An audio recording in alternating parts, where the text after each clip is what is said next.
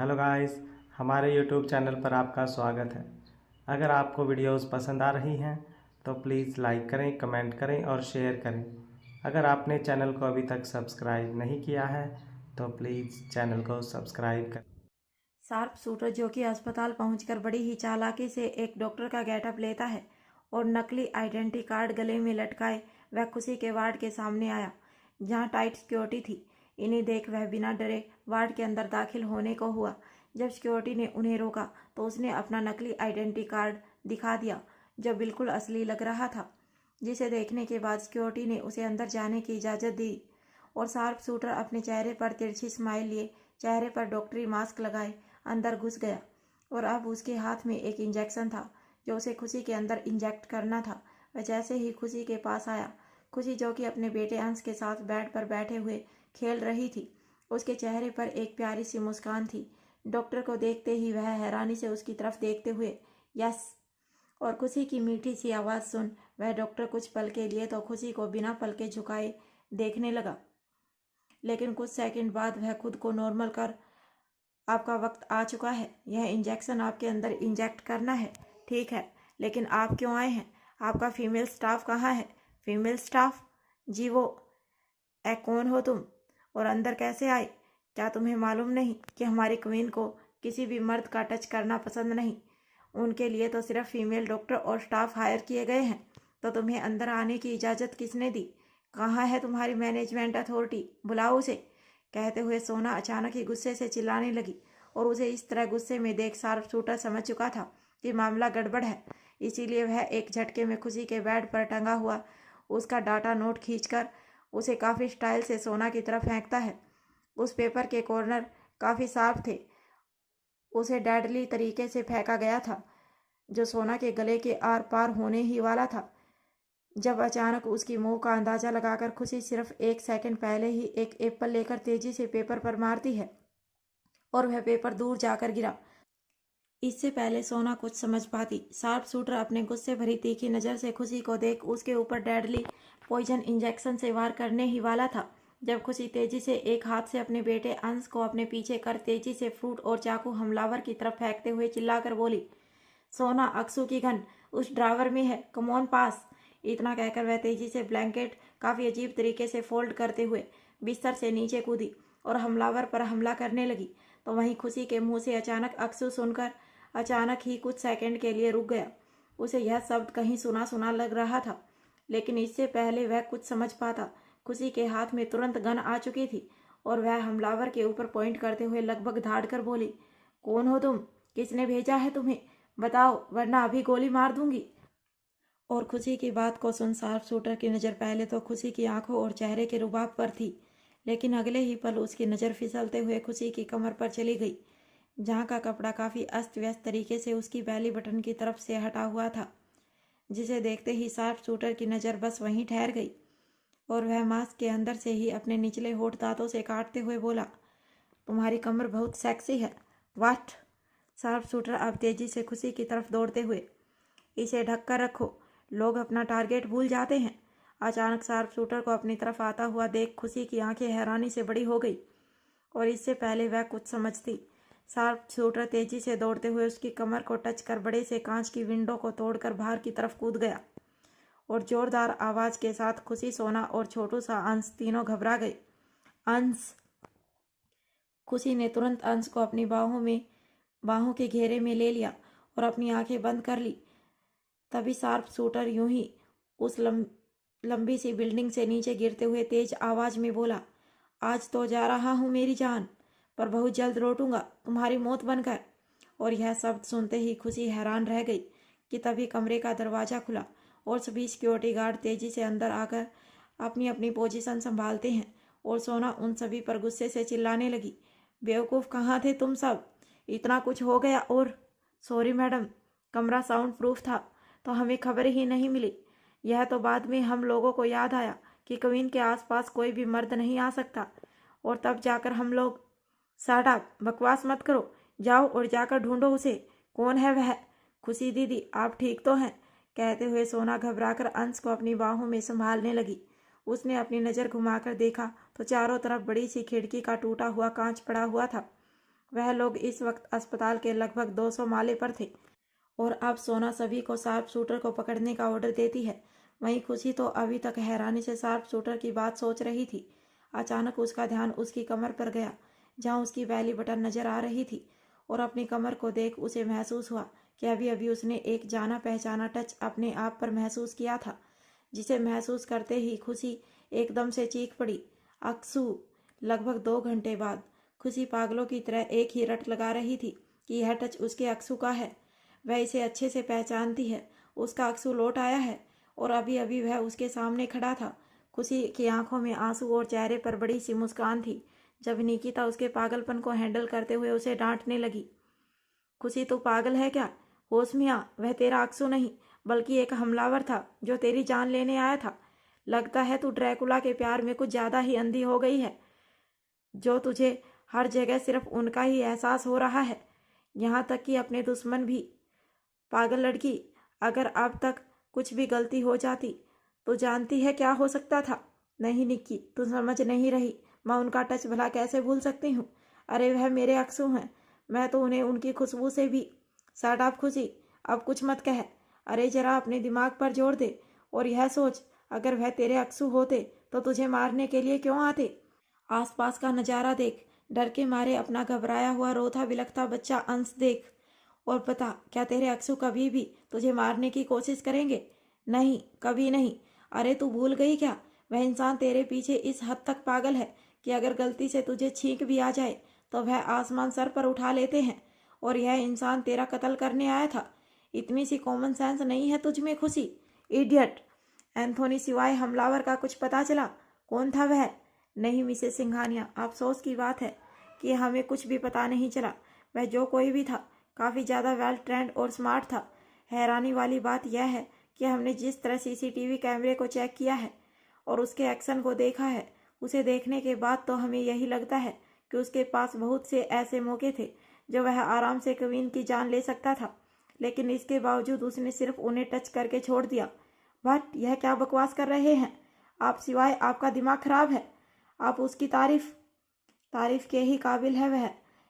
कहना तो नहीं चाहिए मिसेस सिंघानिया, लेकिन उस इंसान के पास जो मार्शल आर्ट टेक्निक थी वह दुनिया के सिर्फ 0.1% लोगों के पास ही है, और यह काफ़ी रेयर है। इस टेक्निक से वह आराम से एक बिस्किट या मटर के दाने से भी किसी की जान ले सकता है। कविन द्वारा फेंके गए एप्पल और चाकू भले ही मार्शल आर्ट टेक्निक से फेंके गए थे जो अपने दुश्मन को काफ़ी हद तक घायल कर सकते थे, लेकिन वह उन सभी चीज़ों से बड़ी आसानी से बच गया था और चाहता तो बड़ी आसानी से उन्हें एप्पल को कैच कर वह बैकफायर करते हुए कवीन को मार सकता था। पर हम खुद यह नहीं समझ पा रहे कि उसने ऐसा क्यों नहीं किया। वह जो कोई भी है कवीन, हमें पूरा यकीन है कि उसके यहाँ आने का मकसद चाहे जो भी हो, पर जाने का मकसद आपकी ज़िंदगी थी जो उसने आपको लौटा दी। और यह सुनकर खुशी और निकिता दोनों हैरानी से एक दूसरे का चेहरा देखने लगे। आपका कहने का मतलब है सिवाय कि उसने जानबूझकर खुशी को? हाँ, उसने जानबूझकर कवीन की ज़िंदगी उन्हें लौटाई है। कवीन, अब हमें यह बताइए, यहाँ आकर उसने आपसे कुछ कहा था क्या? शायद कुछ मैसेज या फिर अपना प्लान? क्या उसे कुछ चाहिए हमसे? मुझे पूरा यकीन है उसे ज़रूर किसी ने आपको मारने के लिए हायर किया होगा या फिर आपको डराने के लिए। और सिवाय की बात सुन खुशी का चेहरा शर्म से लाल होने लगा था।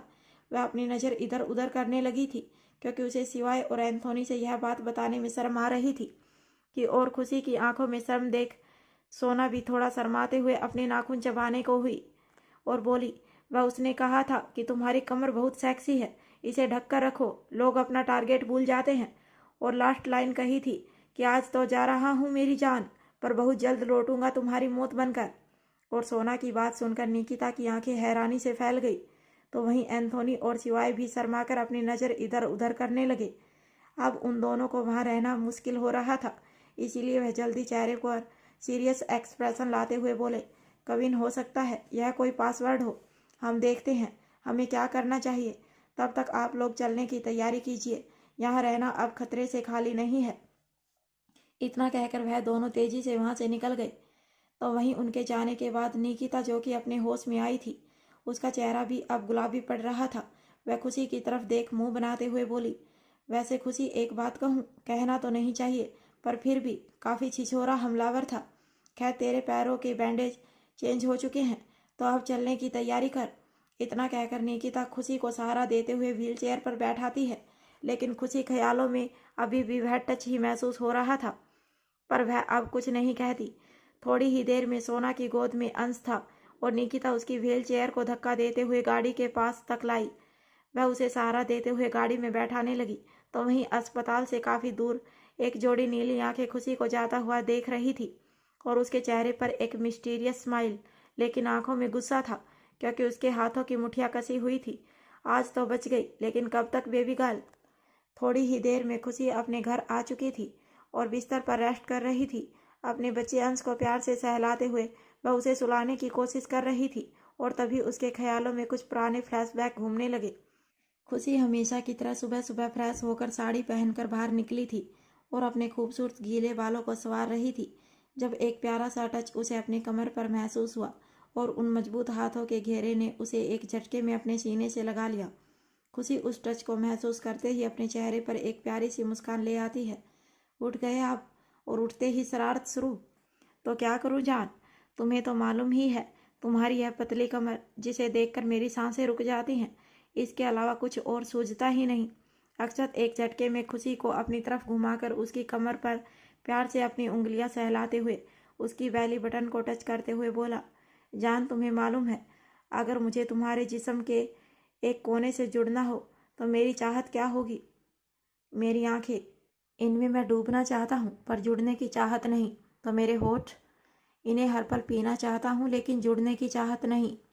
तो मेरी गर्दन या फिर बालों की खुशबू, इनमें मैं खो जाना चाहता हूँ, बस जाना चाहता हूँ पर जुड़ने की चाहत नहीं।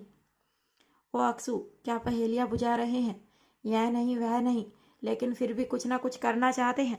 आप ना पागल हो गए हैं? चलिए छोड़िए मुझे, लगता है सुबह सुबह अमीर खुसरो के सपने देखकर उठे हैं। छोड़िए मुझे, आए बड़े। खुशी मुंह बनाकर अक्षत को खुद से दूर कर दोबारा आईने में देखते हुए अपने बाल संवारने लगी।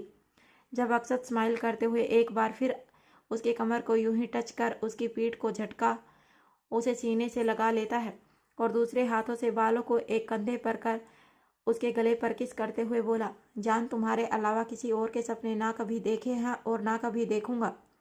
मेरी तो चाहत भी तुम हो और हकीकत भी। और रही बात पहेलियों की, तो तुम मेरे लिए खुद एक पहेली हो। यू नो व्हाट, तुम्हारे जिस्म की हर एक हिस्सा मुझसे जुड़ा है, लेकिन तुम्हारी यह कमर मेरे पागलपन से जुड़ी है। इन्हें देखता हूँ तो बस इन्हें बाहों में थाम लेने का दिल करता है। पागल हो जाता हूँ मैं इसे देखकर। जान, मुझे तुम्हारी आंखों से, तुम्हारी बातों से, तुम्हारी रूह से और होठों की इस प्यारी सी मुस्कान से मोहब्बत है। तुम्हारी खुशबू से मेरी सांसें चलती हैं, लेकिन तुम्हारी यह कमर मेरे जुनून को छूने वाली वह पतली लकीर है जो हर पल मेरे हाथों में होनी चाहिए, सिर्फ और सिर्फ मेरी। कहते हुए अक्षत की आवाज़ बहुत ही ज़्यादा मैग्नेटिक थी। उसकी आंखें बंद थी। वह खुशी के कंधे पर किस करते हुए उसकी खुशबू को अपनी सांसों में उतार रहा था, लेकिन उसके हाथों के टच से खुशी की सांसें भारी हो रही थी। अक्सू, आप सचमुच दीवाने हैं। सिर्फ दीवाना ही नहीं जान, जुनूनी और सनकी भी हूँ तुम्हारा। आई लव यू जान, I love you so much, I love you too अक्सू। कहते हुए खुशी प्यार से मुस्कुराते हुए अपने बालों को बांधने लगी। जब अक्षत उसके बालों के जूड़े को दोबारा खोल स्माइल करते हुए, इसे खुला ही रहने दो, यह जब लहराती हैं तो मुझे एहसास होता है कि धूप चाहे कितनी भी कड़ी क्यों ना हो, एक छाया है जो सिर्फ मेरे लिए बनी है, और जब मैं इसके आगोश में आऊँगा तो यह मुझ पर सुकून बरसाएगी। तेरी जुल्फों की घटाओं के क्या कहने, इन आबो हवाओं के क्या कहने, रूह में बस जाती है तेरी आंखें, तेरी सांसें, तेरे जिस्म का हर एक कतरा। उफ, तेरी अदाओं के क्या कहने, दिलकश हवाओं के क्या कहने। इन बातों को याद करते हुए खुशी के चेहरे पर एक स्माइल थी, तो वहीं दूसरी तरफ वह शार्प शूटर अपने घर वापस लौट गुस्से से बौखलाया हुआ था।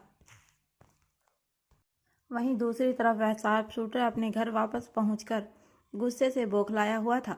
वह गुस्से से चिल्लाते हुए अपने बदन पर पहने ब्लैक शर्ट को फाड़कर जिस्म से अलग करते हुए धाड़ कर बोला, कैसे कैसे आखिर कैसे मैं हर बार नाकामयाब हो जाता हूँ? आखिर क्यों उसके सामने जाकर मैं खुद को ही भूल जाता हूँ? अपनी टारगेट और मकसद को छोड़ क्यों उसकी आंखें, उसके बाल और कमर पर नज़र ठहर जाती है मेरी? क्यों बस उसे देखते ही रह जाने का दिल करता है। फ्लैशबैक। शार्प शूटर तेजी से दौड़ते हुए खुशी की कमर को टच कर बिल्डिंग के बड़े से कांच के विंडो से बाहर छलांग लगा देता है। इसके बाद कांच के टूटने की जोरों की आवाज़ से वह पूरा कमरा गूंज उठा और उसने नीचे गिरते हुए वादा किया, अभी तो जा रहा हूँ मेरी जान, पर बहुत जल्द लौटूंगा तुम्हारी मौत बनकर। इसके साथ ही वह अपने हाथ में पहनी हुई एक घड़ी के बटन को प्रेस करता है। इसके बाद उससे एक पतली लोहे की तार निकलकर बिल्डिंग के एक कॉर्नर पर जाकर अटक गई और वह किसी तरह लटक कर उसके जरिए वहां से बच निकला। लेकिन अगले ही पल उसके सर में बहुत जोर से दर्द होने लगा और उसकी आंखें सामने कुछ विजन घूमने लगे। अक्सू, मेरी बात सुनिए अक्सू, प्लीज़ मेरी बात सुनिए, लौट आइए, प्लीज़ लौट आइए। आप बाप बनने वाले हैं अक्सू, अपने ही बच्चे से किसी इतनी जलन होती है क्या? मेरी बात सुनिए, यह बच्चा हमारे प्यार की निशानी है, आपका अंश है। प्लीज़ सुनिए अक्सू, लौट आइए, मैं आपसे बहुत प्यार करती हूँ। इस विजन के साथ ही खुशी का चेहरा उस आदमी के बंद आंखों के सामने घूम रहा था। इस विजन के साथ ही उस आदमी ने एक झटके में अपनी आंखें खोली और तुरंत खुद को कूल डाउन करने की कोशिश करते हुए वहां से 9-2-11 हो गया। Flashback and present time. उस लड़की के बॉडी को टच करते ही मुझे उसके सारे ख्याल सुनाई देने लगे। उसकी आंखों में कुछ तस्वीर थी, लेकिन वह क्लियर क्यों नहीं थी। खैर जो भी हो, मुझे अपने टारगेट पर फोकस करना होगा। कॉन्ट्रैक्ट किलर हूँ मैं और उसे मारने का कॉन्ट्रैक्ट मिला है मुझे। लाइफ में पहली बार ऐसा हुआ है जब मैंने कोई काम अपने हाथ में लिया हो और उसमें 2 बार नाकामयाब रहा हूँ, पर इस बार नहीं। इस बार मैं किसी भी कीमत पर उसे ख़त्म करके रहूँगा और इस बार यह काम मैं अपने लिए करूँगा, अपने ईगो के लिए। दुनिया में कोई भी डेविल को उसके टारगेट से हिला नहीं सकता, यह लड़की भी नहीं। खुशी अक्सर Jindal, just wait and watch. बहुत जल्दी तुम्हारी ज़िंदगी की घड़ी ख़त्म होने वाली है और इस बार तुम्हें मुझसे तुम्हारा भगवान भी नहीं बचा सकता, समझी? तुम्हारा भगवान भी नहीं। वहीं दूसरी तरफ रूही अपने बेटे रूहान को स्कूल छोड़कर वहां से निकल ही रही थी जब अचानक ही उसने नोटिस किया कि उसकी गाड़ी का टायर पंचर हो चुका है, जिसे देख वह परेशान होते हुए ड्राइवर से बोली, अरे ड्राइवर भैया, यह गाड़ी का टायर तो पंचर है, अब हम घर कैसे जाएंगे?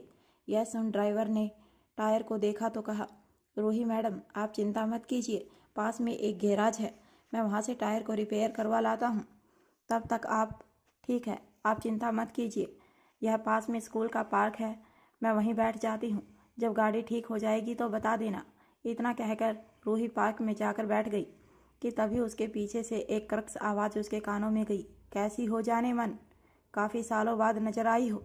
इस आवाज़ को सुनते ही रूही की आंखें हैरानी से बड़ी हो गई और उसने हैरानी से एक झटके में पीछे पलटकर देखना चाहा कि तभी किसी ने तुरंत पीछे से उसका गला पकड़ लिया और उसे लगभग दबाते हुए उसके चेहरे के बिल्कुल करीब झुकते हुए अपनी शैतानी आवाज़ में कहा, क्या सोचा था, मुझसे बचकर निकल जाओगी?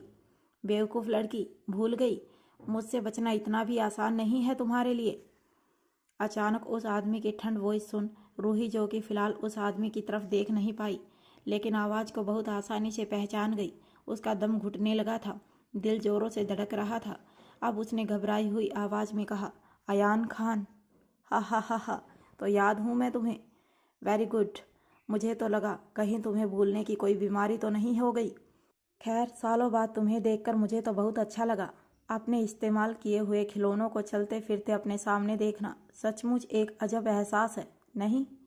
तो क्या चल रहा है आजकल तुम्हारी लाइफ में? अभी रातों को मेरी याद तो आती होगी ना तुम्हें? अरे मैं भी कितना बेवकूफ़ हूँ, भला मेरी याद कैसे नहीं आएगी जब मेरी याद दिलाने के लिए मेरा ही अंश हर वक्त तेरे करीब है, जिसे देखकर तुझे हर पल मेरे होने का एहसास होता होगा। सही कहा ना मैंने रूही खान? और अयान खान की बात सुन रूही के चेहरे के रंग उड़ने लगे थे। वह घबराते हुए अपनी नज़र पीछे की तरफ कर अयान खान के चेहरे के शैतानी एक्सप्रेशन को देख रही थी, जिसे देखते ही उसे बहुत डर लग रहा था। उसने अपनी लड़खड़ाती आवाज़ में अपने गले से उसका हाथ छुड़ाने की कोशिश करते हुए कहा, अयान खान, छोड़ो मुझे, मैंने कहा छोड़ो मुझे। ठीक है, छोड़ दिया, लो छोड़ दिया, ले लो अपने हिस्से की गहरी गहरी सांस, क्योंकि अब तो यह हर पल मेरे ही कंट्रोल में रहने वाली हैं। कहकर अयान खान ने एक झटके में उसका गला छोड़ दिया और उसके बगल में आकर बैठ वह उसे शैतानी तरीके से देखते हुए बोला, तो बोलो, कब तक मुझसे दूर भागने की प्लानिंग थी और मेरे बेटे को मुझसे दूर रखने की? बोलो, क्या सजा दूं मैं तुम्हें इस बात की? वैसे सोचा नहीं था तुमसे इस तरह इतनी आसानी से मुलाकात होगी।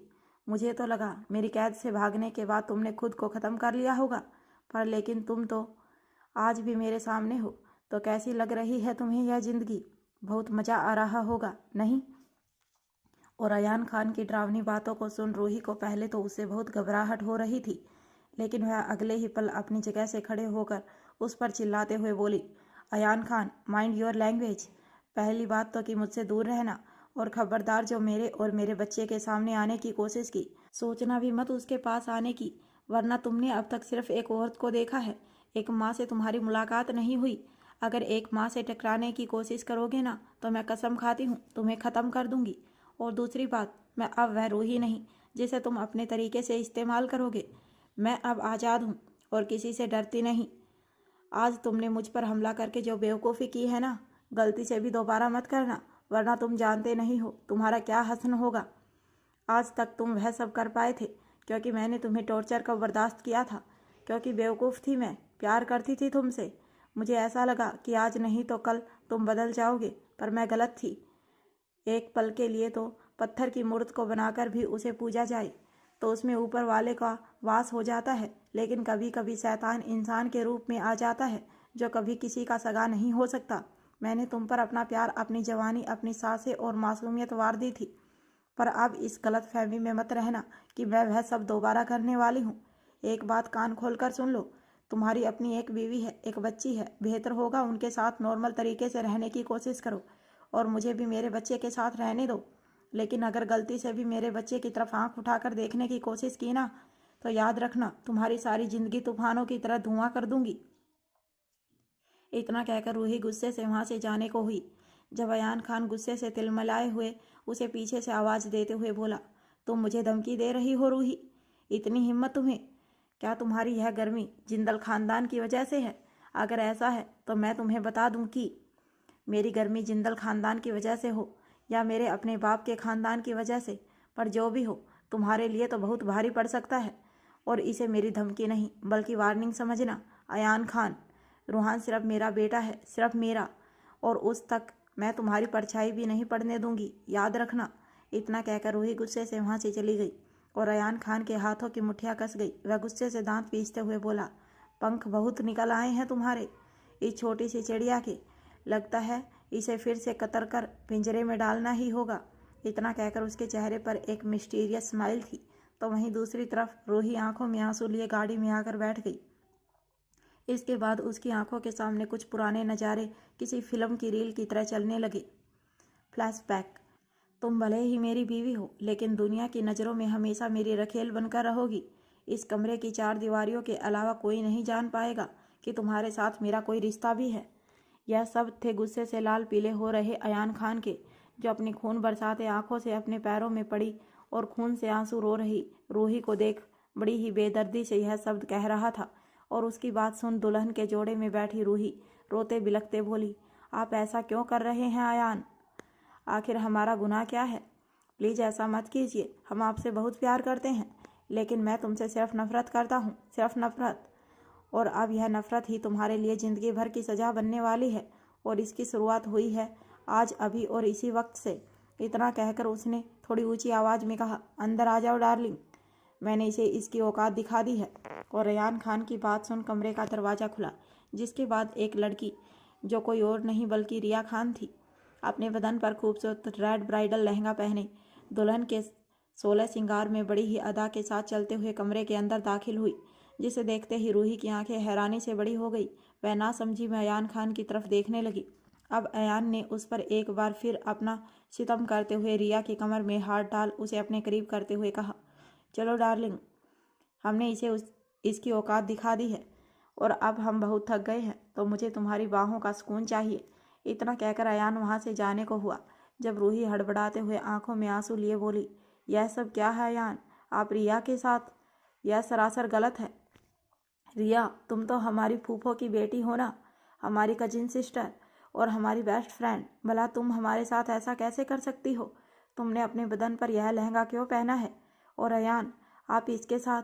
प्लीज़ मुझ पर यह सितम ना कीजिए। शट अप, अपनी औकात मत भूलो। अभी अभी अयान ने तुमसे क्या कहा, अच्छे से सुना नहीं क्या? तुम अयान की बीवी हो, लेकिन सिर्फ कमरे की इस चार दीवारी में। लेकिन दुनिया की नज़रों में उसकी बीवी मैं रहूँगी। और अब एक बीवी होने के नाते मेरा फ़र्ज बनता है कि मैं अपने फर्स्ट नाइट पर अपने पति को वह खुशी दूँ जो एक बीवी अपने पति को देती है। वैसे अयान डार्लिंग, मानना पड़ेगा, तुम तो सचमुच बहुत चालाक हो। इतने सालों तक इस बेवकूफ़ को यह उम्मीद देते रहे कि तुम सिर्फ इसके हो, और आज जब यह 18 साल की हुई तुमने इससे शादी भी की, लेकिन इसे यह पता चलने भी नहीं दिया कि पिछले 2 सालों से हम दोनों तन और मन से एक दूसरे के पति पत्नी हैं। और जो ख्वाब यह आज अपने पति के साथ अपनी आंखों में सजा रही है, उसे तो हर रोज़ तुम्हारे बिस्तर पर मैंने पूरे किए हैं, और आज भी सिर्फ मैं ही करूँगी। ऑफ कोर्स डार्लिंग, यह भी कोई कहने वाली बात है? दुनिया चाहे कुछ भी कहे, मैं जानता हूँ मेरे दिल की मल्लिका कल भी तुम थी, और आज भी, और आगे भी तुम ही रहोगी। और यह जो मेरे पैरों में पड़ी है, आज से यह तुम्हारी सर्वेंट है, जो इसके साथ जैसा बिहेव करना है करो, आई डोंट केयर। लेकिन फ़िलहाल ज़रा चलकर मेरी थकान तो मिटा दो, मुझे एक्सरसाइज करने का बड़ा दिल कर रहा है। कहते हुए अयान खान अपनी एक आंख ब्लिंक कर देता है और ज़ोर ज़ोर से हंसने लगा। रूही की उसकी बातों पर यकीन नहीं हुआ। अब वह दोनों रूही की बेबसी पर खिलखिलाकर हंस रहे थे। कुछ ही देर में बगल वाले कमरे से काफ़ी बेशर्मी भरी आवाज़ें रूही के कानों तक पहुंच रही थी, क्योंकि उन दोनों बेशर्म इंसानों ने कमरे का दरवाज़ा आधा खुला ही छोड़ दिया था, और रूही का कमरा भी खुला होने के कारण वह अपने ही कानों से अपने पति की बेवफाई को सुन रही थी।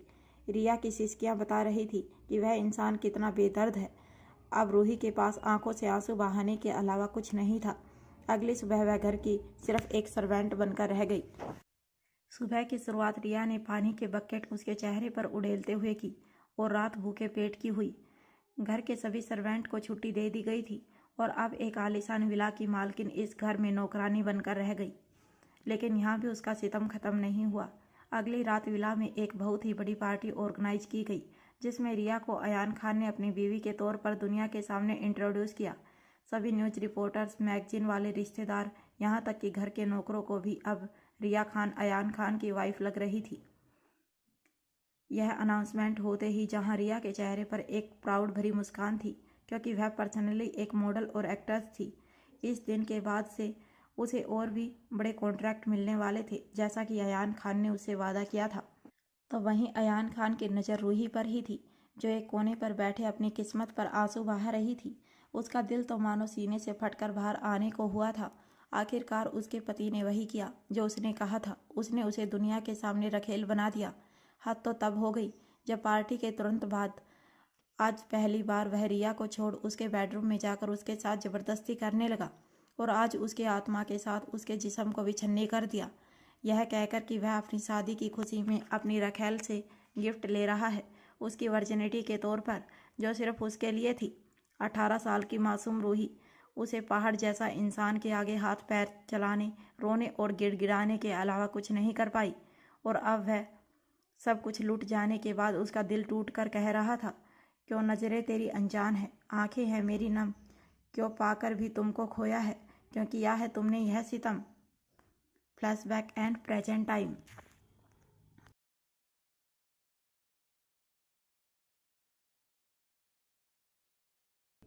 इन बातों को याद करते हुए रूही फूट फूट कर रो रही थी, लेकिन कुछ पल बाद वह बड़ी मुश्किल से खुद को संभाल अपने आंसू पोंछते हुए बोली, बस बहुत हो गया अयान खान, तुम्हें मेरे साथ जो करना था कर चुके हो।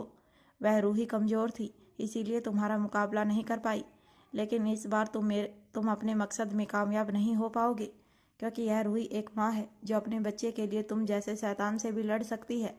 तुमने मेरे साथ जो किया उसके लिए मैं तुम्हें कभी माफ़ नहीं करूँगी, कभी भी नहीं। इतना कहकर रूही ने ड्राइवर को कुछ ऑर्डर दिए। इसके थोड़ी ही देर बाद उसकी गाड़ी हॉस्पिटल के सामने आकर रुकी। रूही जल्दी से समीर के कैबिन में गई और उसका इंतजार करने लगी। लगभग आधे घंटे बाद समीर एक ज़रूरी ऑपरेशन कर वापस लौटा तो रूही का मायूस चेहरा और गालों पर आंसुओं के निशान देख वह पूरी तरह हैरान था। उसने परेशान होकर रूही के चेहरे को हाथों में थाम उसके रोने का कारण पूछा तो उसे रोते हुए सब बता दिया। समीर, बहुत बड़ी प्रॉब्लम हो गई है, वह लौट आया है और उसे मेरे और रूहान के बारे में भी पता चल गया है। उसे मालूम हो गया है कि वह उसका बेटा है। समीर, अब मुझे बहुत डर लग रहा है, कहीं वह मेरे बेटे को मुझसे छीन ना ले। वह बहुत बुरा है समीर, वह मुझे इस्तेमाल करने के लिए कुछ भी कर सकता है। समीर, मुझे यहाँ से बहुत दूर जाना है समीर, मुझे यहाँ से बहुत दूर। कहते हुए रूही एक बार फिर रोने लगी और उसकी बात को सुन समीर उसे सीने से लगाते हुए शांत कर बोला, रूही मेरी बात सुनो, तुम इस तरह कमज़ोर नहीं पड़ सकती। भूलो मत, तुम अब अकेली नहीं हो, तुम्हारे साथ रोहान भी है। तुम उससे बचकर कहाँ कहाँ भागोगी, वह तुम्हें ज़रूर ढूंढ लेगा। मेरी बात मानो तो तुम इस बारे में मिसेज जिंदल से बात करो, वह बहुत पावरफुल है और तुम्हारी मदद ज़रूर कर सकती है। अयान खान की कोई औकात नहीं है उनके सामने। समीर की बात सुन रूही थोड़ा परेशान होते हुए बोली, लेकिन समीर मैं उनसे क्या कहूँ, उन्होंने पहले ही मुझ पर बहुत ही एहसान किए हैं। तुम तो जानते हो वह खुद में बहुत परेशान है उनके हस्बैंड की गैर हाजिरी में, और उनकी तबीयत भी आजकल ऐसे में मैं अपने बारे में उनसे क्या कहूँ। नहीं समीर, मैं ऐसा तुम्हें करना होगा रूही, क्योंकि इसके अलावा तुम्हारे पास कोई और रास्ता नहीं है। प्लीज़ पैनिक मत करो और संभालो खुद को, मैं हूँ तुम्हारे साथ, कहकर समीर उसे संभालने लगा। और उसकी बात को सुन रूही अपने आप में ही परेशान थी। क्या उसे खुशी से इस बारे में बात करनी चाहिए? यह सवाल अब उसके दिमाग में घूम रहा था। तो वहीं दूसरी तरफ जिंदल विला में खुशी, जो कि इस वक्त व्हील चेयर पर थी क्योंकि पैरों में गहरे जख्म होने के कारण उसके पैरों में बैंडेज लगी थी और उसे डॉक्टर ने चलने फिरने से मना किया था, इसीलिए वह स्टडी रूम में बैठे हुए ही ऑनलाइन मीटिंग अटेंड कर रही थी। कुछ ही देर में उसके कमरे का दरवाज़ा नॉक हुआ, जिसके बाद निकिता धीरे से कमरे के अंदर आई। उसके हाथ में कॉफ़ी का कप था। उसने बड़ी आराम से वह कॉफ़ी का कप उसके साइड में रख दिया। खुशी का ध्यान लगातार अपनी मीटिंग को अटेंड करने में लगा हुआ था। कुछ देर बाद उसकी मीटिंग ख़त्म हुई तो वहाँ रिलैक्स होकर अपने लैपटॉप को बंद करती है और एक गहरी सांस लेकर कॉफ़ी पीने लगी। तब तक निकिता खामोशी से उसके सामने ही चेयर पर बैठी थी। निक्की, तुझे मुझसे कुछ बात करनी है क्या? बात तो बहुत करनी है, पर अगर तेरे पास वक्त हो तो। कैसी बातें कर रही है निक्की? तेरे लिए तो हमेशा मेरे पास वक्त होता है यार।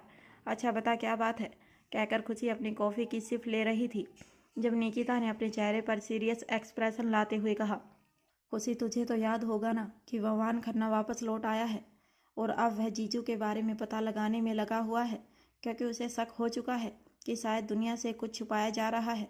और अब मुझे डर है इस बात का कि अगर उसे सच का पता चल गया तो बड़ी मुसीबत हो जाएगी। ड्रैकुला यहाँ है नहीं। और खुशी, तुझे पता है रुद्र मुझे बता रहे थे कि उन्हें इन्फॉर्मेशन मिली है कि कोई है जो तेरी जान का दुश्मन है। इनफैक्ट उसने तो तुझे मारने के लिए कॉन्ट्रैक्ट किलर भी हायर किए हैं। वह कौन है फिलहाल तो पता नहीं चला, लेकिन तेरी जान को खतरा।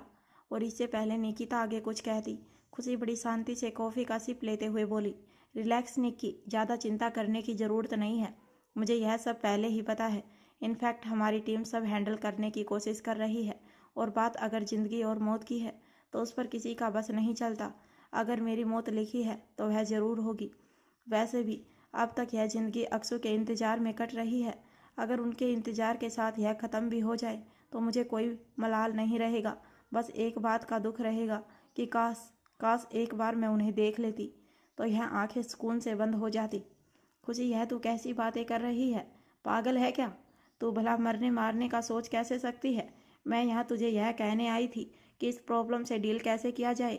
और तू है कि कभी सोचा है तेरे बाद अंश का क्या होगा? वह तेरा बेटा।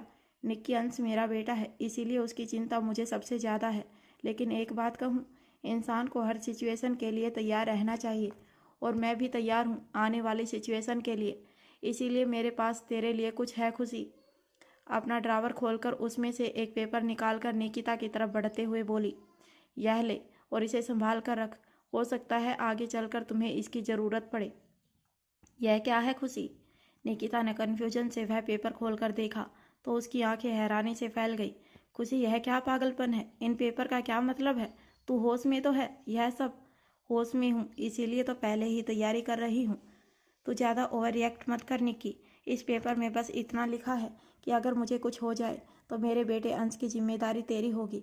इसके साथ ही मेरी कंपनी के 50% शेयर अंश और 50% शेयर अध्रव के नाम पर होंगे, जिसके केयर टेकर तुम और रुद्र हो गए। इसके अलावा मेरी टीम जो अब तक मेरी वफादार थी वह तुम्हारे साथ काम करेगी। यह एक वसीयत है जो तू अपनी ज़िंदगी में रेडी कर रही है। नहीं खुशी, तू ऐसा नहीं कर सकती। क्या तू हार मान रही है? खुशी मेरी दोस्त, तू ऐसी कभी नहीं थी। तो फिर तू हार नहीं मान रही निक्की? बैकअप प्लानिंग लेकर चल रही हूँ, क्योंकि दुश्मनों का घेरा बढ़ने लगा है। मैं इसे कब तक हैंडल करूंगी मुझे नहीं पता, और सच कहूँ तो मुझे अपनी चिंता भी नहीं है, सिवाय अंश के। इसीलिए फ़िलहाल उसे सही हाथों में देना बहुत ज़रूरी है, और इसके लिए तुझसे बेहतर इस दुनिया में कोई नहीं है। मेरी एक बात ध्यान से सुन निक्की, और ज़्यादा ओवर रिएक्ट मत करना। मुझे खबर मिली है कि मुझे मारने के लिए दुनिया का नंबर 1 शार्प शूटर को हायर किया गया है। इनफैक्ट वह आप मेरे आसपास ही कहीं है। मुझ पर कभी भी हमला हो सकता है, और अगर गलती से भी मैं उसके निशाने से बच गई तो जाहिर सी बात है विमान खन्ना मुझे नहीं छोड़ेगा, वह मुझ तक जरूर पहुंचेगा। इसीलिए मेरे पास एक प्लान है, कहकर खुशी ने निकिता को कुछ समझाया, जिसे सुनकर निकिता पूरी तरह हैरान थी और अब उसकी आंखों में आंसू आ रहे थे। उसने भरे हुए गले से कहा, खुशी, लेकिन वह लोग तुझे क्यों मारना चाहते हैं? उनका टारगेट तो ब्लैक डेविल होना चाहिए ना, और तू तो सिर्फ। कैसी बातें कर रही है निक्की? क्या तुझे मालूम नहीं कि मेरे लिए अक्सू की दीवानगी जग जाहिर है? ब्लैक डेविल तक पहुंचना तो दूर, लोग उनकी परछाई को भी छू नहीं सकते। कोई चाहे कितना भी ताकतवर क्यों ना हो, उसे डराने के लिए ब्लैक डेविल का नाम ही काफ़ी है। इसीलिए जिन लोगों को यह नहीं मालूम कि फ़िलहाल ब्लैक डेविल कहाँ है, उसका सीधा निशाना मैं हूँ, क्योंकि ब्लैक डेविल को झुकाने वाला इस दुनिया में आज तक पैदा नहीं हुआ। लेकिन अगर मैं किसी के हाथ लग गई तो इस दुनिया को फतेह करना दुश्मन के लिए आसान हो जाएगा। इसीलिए अब दुश्मनों का टारगेट ब्लैक डेविल नहीं बल्कि मैं हूँ। और खुशी की बात सुन निकिता ने रोते हुए कहा, अगर ऐसी बात है तो खुशी, तो कहीं अंडरग्राउंड क्यों नहीं हो जाती? जब तक रुद्र सिवाय एंथोनी इस मामले को हैंडल नहीं कर लेते, तब तक तू अंश के साथ कहीं किस किस से भागूंगी मैं निक्की? मैदान छोड़ना समस्या का हल नहीं है, बल्कि अंतिम वक्त तक डटे रहना समस्या का हल है। अक्सू तो पहले ही यहाँ नहीं है, ऐसे में मेरा भाग जाना हमारे लिए ही मुसीबत का कारण बनेगा। इसीलिए अब यहाँ से मैं नहीं बल्कि तू और बच्चे जाएंगे। इनफैक्ट अब रूही और गौरी को भी यहाँ से जाना होगा। मैंने सिवाय को सब समझा दिया है और तुम लोग जाने की तैयारी करो। इतना कहकर खुशी वहाँ से जाने लगी, जब निकिता रोते हुए बोली, नहीं, मैं तुझे छोड़कर कहीं नहीं जाऊंगी, किसी भी कीमत पर नहीं। अगर यहाँ से जाना ही है तो सोना बच्चों को लेकर गौरी के साथ यहाँ से निकल जाएगी और हम दोनों साथ। तू मुझे पागल कहती है और खुद पागलों वाली हरकत कर रही है निक्की। अंश और अध्रव मुश्किल से 1.5 साल के भी नहीं हुए हैं दोनों, उन्हें एक माँ के सहारे की तो ज़रूरत है। और जहाँ एक तरफ मेरी अपनी ज़िंदगी पर बनाई है, वहाँ मैं तेरी ज़िंदगी को खतरे में नहीं डाल सकती। मुझे पूरा यकीन है अगर मुझे कुछ भी हो गया तो तू मेरे बेटे को माँ का प्यार देगी। मैं अध्रव से उसकी माँ नहीं छीन सकती, इसीलिए तुम्हें यहाँ से जाना होगा, एंड दैट इज़ फाइनल। अब जाओ और जाने की तैयारी करो। इतना कहकर खुशी अपनी आंखों में आ रहे आंसुओं को बड़ी मुश्किल से कंट्रोल करती है और व्हील चेयर की सहायता से कमरे से बाहर चली गई। उसके जाने के बाद निकिता की आंखों में बेइंतहा आंसू थे। वहीं खुशी अपने कमरे में आई और कमरे का दरवाज़ा बंद कर फूट फूट कर रोने लगी। वह बेड पर सोए हुए अपने बेटे अंश को देख अपने दिल में उमड़ रही ममता को संभाल रही थी। अपने नन्हे से बच्चे से दूर होना एक माँ के लिए कितना दर्दनाक होता है, यह उससे बेहतर कौन समझ सकता था।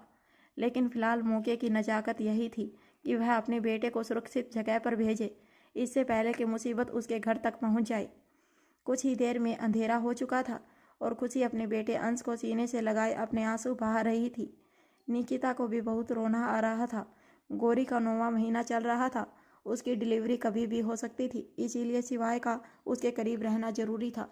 उसकी मेडिकल कॉम्प्लिकेशन भी काफ़ी बड़े हुए थे, इसीलिए फिलहाल सिवाय की जिम्मेदारी थी कि वह सभी औरतों और बच्चों को सुरक्षित जगह पर ले जाए। सोना का जाने का बिल्कुल भी दिल नहीं था। वह तो जिद करके बैठी थी कि वह खुशी के साथ रहेगी, लेकिन खुशी पिछली बार वाली घटना को दोबारा नहीं दोहराना चाहती थी। पिछली बार अस्पताल में किलर ने सिर्फ एक पेपर के वार से सोना को मारने की कोशिश की थी। खुशकिस्मती से खुशी ने उस वक्त तो सोना को बचा लिया था, लेकिन अब वह जावेद वाली घटना किसी के साथ नहीं होने देना चाहती थी। वैसे भी जावेद के कारण वह अब तक गिल्ट में थी, इसीलिए इस बार उसने अपने सभी वफादार लोगों को खुद से दूर करने का ही बेहतर समझा। रूही भी खुशी को छोड़कर जाना नहीं चाहती थी, लेकिन खुशी ने सबको मनाकर सिवाय के साथ वहाँ से सबको भेज दिया और अब इस आलीशान विला में खुशी, एंथोनी और रुद्र के अलावा कोई नहीं था।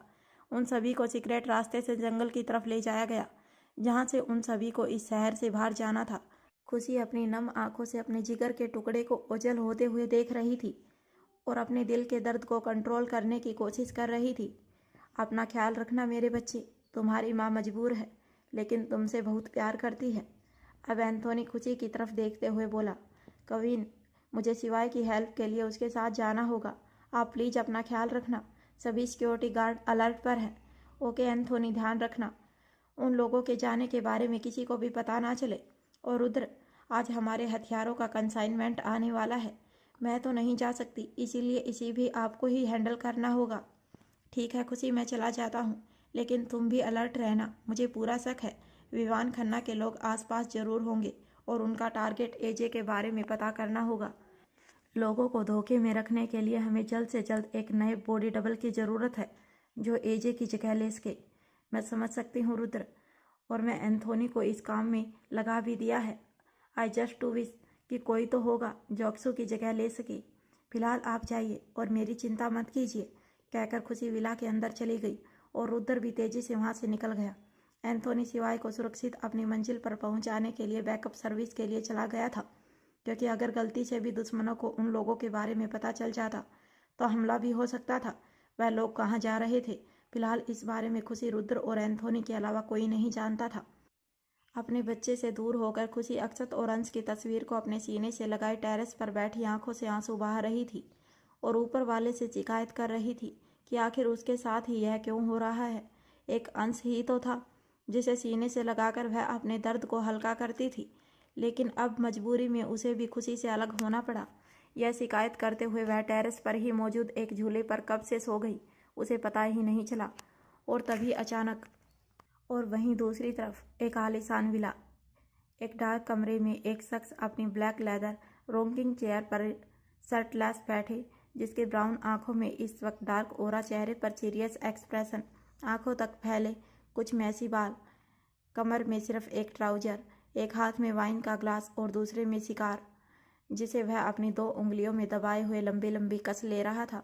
धुएं का छल्ला हवा में बनाते हुए वह अपनी खतरनाक आंखों से दीवार पर लगी हुई एक बड़ी सी तस्वीर को देख रहा था, जिसमें अक्षत जिंदल किसी राजा की तरह बदन पर 5 पीस ब्लैक सूट पहने, पैरों में ब्लैक लेदर चमचमाते शूज, एक पैर के ऊपर दूसरा पैर रखे बैठे हुआ था। वहीं उसके पैरों के पास 2 शेर पंजों के बल बैठे थे, शालीनता से बैठे थे। अक्षत जिंदल के ठीक पीछे खुशी ब्लैक साड़ी में, चेहरे पर लाइट मेकअप, आंखों का स्मोकी आई लुक, चेहरे पर मीठी सी मुस्कान, खुले लंबे बाल जो उसकी कमर तक आ रहे थे, अपने एक हाथ को अक्षत के कंधे पर रखे बड़े ही स्टाइल के साथ खड़ी थी। इस वक्त वह दोनों सचमुच बहुत एलिगेंट लग रहे थे। उन दोनों की आंखों की चमक देखते ही बन रही थी। इस बड़ी सी पोर्ट्रेट को देख रोकिंग चेयर पर बैठा शख्स, जो कोई और नहीं बल्कि विवान खन्ना था, आंखों में नफरत लिए डीप वॉइस में बोला, बड़े खुश हो रहे हो अक्षत जिंदल, मेरी हर एक प्रीशियस चीज़ को हासिल करके, मेरी पावर, मेरी पोजीशन, मेरे बचपन का प्यार स्माइली और मेरा गुरूर। पर अफसोस, तुम्हारे चेहरे की यह मुस्कान ज़्यादा दिन तक नहीं रहेगी, क्योंकि मैं लौट आया हूँ फिर से एक नई पावर के साथ, और इस बार मुकाबला आमने सामने का होगा। फर्क सिर्फ इतना है कि इस बार जीत मेरे हक में होगी और हार तुम्हारे हक में। तुम अब तक दुनिया से क्यों छुपे हो, इस बात का पता तो मैं लगा कर रहूँगा। अफसोस इस बात का है कि इस बार मेरा निशाना मेरी अपनी मोहब्बत भी होगी। स्माइली, अब वक्त आ चुका है जब तुम अपने फैसले पर पछताओ। मौका दिया था तुम्हें उसे छोड़कर मेरे पास आने का, पर तुमने उसे ठुकरा दिया और छोड़ दिया मेरा साथ। इसका रिग्रेट तुम्हें ज़रूर होगा, और इस बार मैं तुम पर कोई रहम नहीं करूँगा। तुम्हें तो मेरे पास आना होगा, इसीलिए इस बार तुम्हारी मुलाकात तुम्हारे दोस्त वीयू से नहीं बल्कि मास्टर विवान खन्ना से होगी, जो बहुत क्रूअल है। अब तुम्हें भी पता चलेगा कि मैं क्या चीज़ हूँ। अब वह दिन दूर नहीं जब अक्षत जिंदल की पावर और उसकी मोहब्बत दोनों मेरे कदमों में होगी। कहते हुए विवान खन्ना के चेहरे पर एक जहरीले मुस्कान थी कि तभी उसका मोबाइल फ़ोन रिंग करने लगता है और विवान खन्ना, जो कि लगातार वाइन का सिप ले रहा था, टेबल पर रखे हुए अपने मोबाइल पर फ्लैश हो रहे नाम को देखता है, जिसके बाद उसके चेहरे पर नाखुश जैसे एक्सप्रेशन आ गए थे। इसके बावजूद वह अपने चेहरे के कोल्ड एक्सप्रेशन को क्लियर करते हुए चेहरे पर एक मीठी सी स्माइल लाता है और फ़ोन को रिसीव करता है। हेलो, बोलो स्वीट हार्ट। विवान, कहाँ हो आप? इतनी देर हो गई है, आपने कहा था आज आप जल्दी आएंगे। मैंने अपने हाथों से आपके लिए खाना बनाया है और आपका बेटा युवान, वो भी आपको बहुत याद कर रहा है। प्लीज़ आप आ जाइए ना। सॉरी स्वीट हार्ट, बहुत अर्जेंट काम आ गया था, अभी आने में थोड़ी देर लगेगी। वक्त मिलते ही आ जाऊंगा। इतना कहकर उसने कॉल डिस्कनेक्ट कर दिया और अब वह अपने फ़ोन को गुस्से से घूरते हुए बोला, बेवकूफ़, और तुझे क्या लगता है तेरे हाथों का खाना खाकर मैं तेरा हो जाऊंगा? हा हा हा हा, सच ए इडियट वुमन। मेरी कामयाबी की सीढ़ी हो तुम नीलम, और इस सीढ़ी को मेंटेन रखने के लिए मुझे कितना कुछ करना पड़ रहा है। विवान खन्ना को पाना इतना आसान भी नहीं जितना तुम समझ रही हो। इतना कहकर विवान खन्ना अपनी तिरछी नज़र उठाकर सामने लगे खुशी के पोर्ट्रेट को देखते हुए बोला, भले ही वह मेरी ना हुई पर मैं उसके अलावा किसी और का हो जाऊं, यह तो इम्पॉसिबल है। जिद है मेरी, हासिल करना है उसे, और जो जिद बदल दे वह विवान खन्ना नहीं हो सकता। स्माइली, आई एम बैक कहते हुए विवान खन्ना शैतानों की तरह हंस रहा था और अब वह एक झटके में खामोश होकर चेहरे पर डार्क एक्सप्रेशन लिए अपनी जगह से खड़ा हुआ और खुशी की पोर्ट्रेट को देखते हुए पागलों की तरह गाने लगा, तुझे हासिल करूँगा, ये जिद है, चाहे कुछ भी करे ये जहाँ, मैं लिखूँगा ये तकदीर तेरी, चाहे कुछ भी लिखे आसमां, तुझे हासिल करूँगा, ये जिद है। वह खुशी के साथ अपने गुजारे हुए लम्हों को याद कर बोला, तेरे हंसने पे, तेरे रोने पे, तेरे होने पे, ना होने पे हक है मेरा, अब तेरे बिन जीने से भी हर्ज है, दर्द है, ये जो दर्द है, ये दर्द ही मेरा इश्क है, मेरा इश्क है, दर्द है।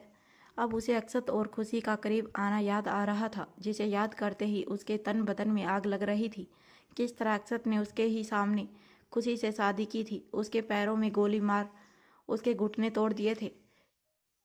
उसे याद आया किस तरह उसने बचपन में खुशी से शादी करने का फैसला लिया था और जवानी में इस फैसले को पूरा करना चाहा था, लेकिन हर बार अक्षत बीच में आ जाता था। इसके बाद उसने गुस्से में पोर्ट्रेट को आग लगा दी और अब पूरे कमरे में आग ही आग जल रही थी, लेकिन वह दीवानों की तरह अपनी आंखों में नफरत और गुस्सा लिए अक्षत और खुशी के पोर्ट्रेट को जलते हुए देख रहा था। विवान खन्ना जल रही तस्वीर को भी अपने हाथों से छू रहा था, जिसके कारण उसका हाथ जल रहा था, पर जैसे मानो उसे कोई असर ही नहीं हो रहा हो। वह खुद शादीशुदा था, उसका 2 महीने का बेटा था, लेकिन इसके बावजूद खुशी के लिए उसका पागलपन अब तक कम नहीं हुआ था, बल्कि उसकी आंखों को देखकर लग रहा था कि वह और भी ज़्यादा जुनूनी हो चुका है। वहीं दूसरी तरफ खुशी, जो कि खुले आसमान के नीचे झूले पर अक्षत और अंश को याद करते हुए सो चुकी थी, इस बात से अनजान थी कि एक जोड़ी नीली आंखें आसमान में उड़ रहे ड्रोन कैमरे से बस उसे ही देख रही है। यह कोई और नहीं बल्कि वही कॉन्ट्रैक्टर किलर था, जो जिंदल विला से लगभग 100 मीटर की दूरी पर एक ब्लैक कलर की गाड़ी में लैपटॉप अपने सामने रखे हुए बैठा था। उसके हाथों में एक रिमोट था, जिसके कारण वह उस विला का पूरा नक्शा देख रहा था, और अब उसकी नज़र एक बार फिर खुशी पर ही ठहर गई थी।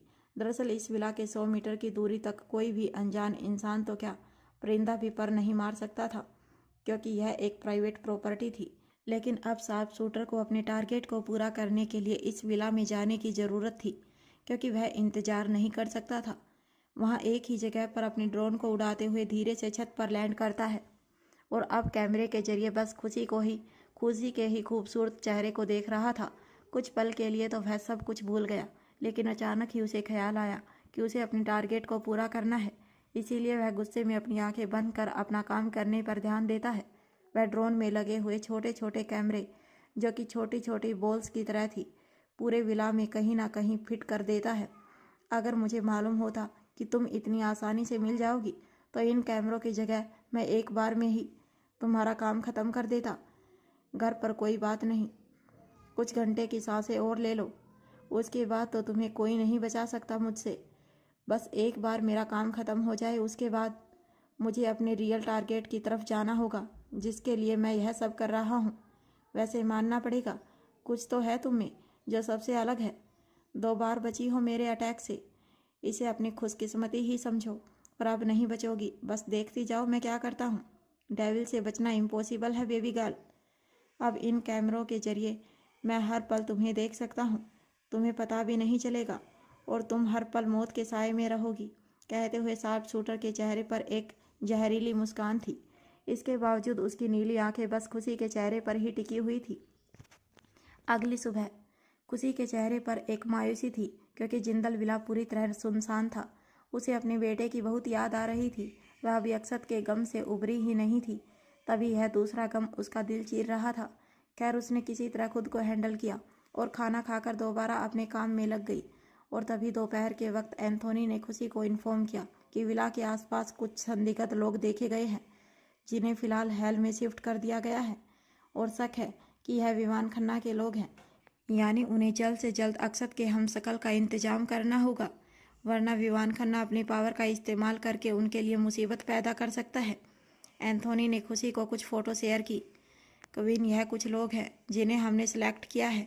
इनमें कुछ एक्टर हैं तो कुछ अपनी फील्ड के एक्सपर्ट। आप एक बार इन्हें देख लेती तो।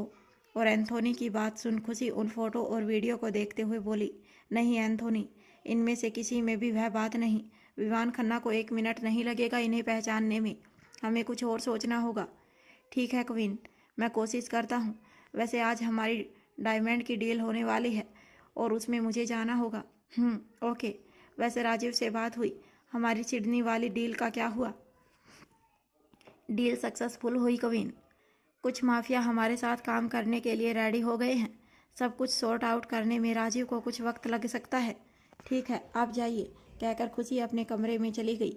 देखते ही देखते रात हो चुकी थी। आज खुशी को कमरा बहुत सूना सूना लग रहा था।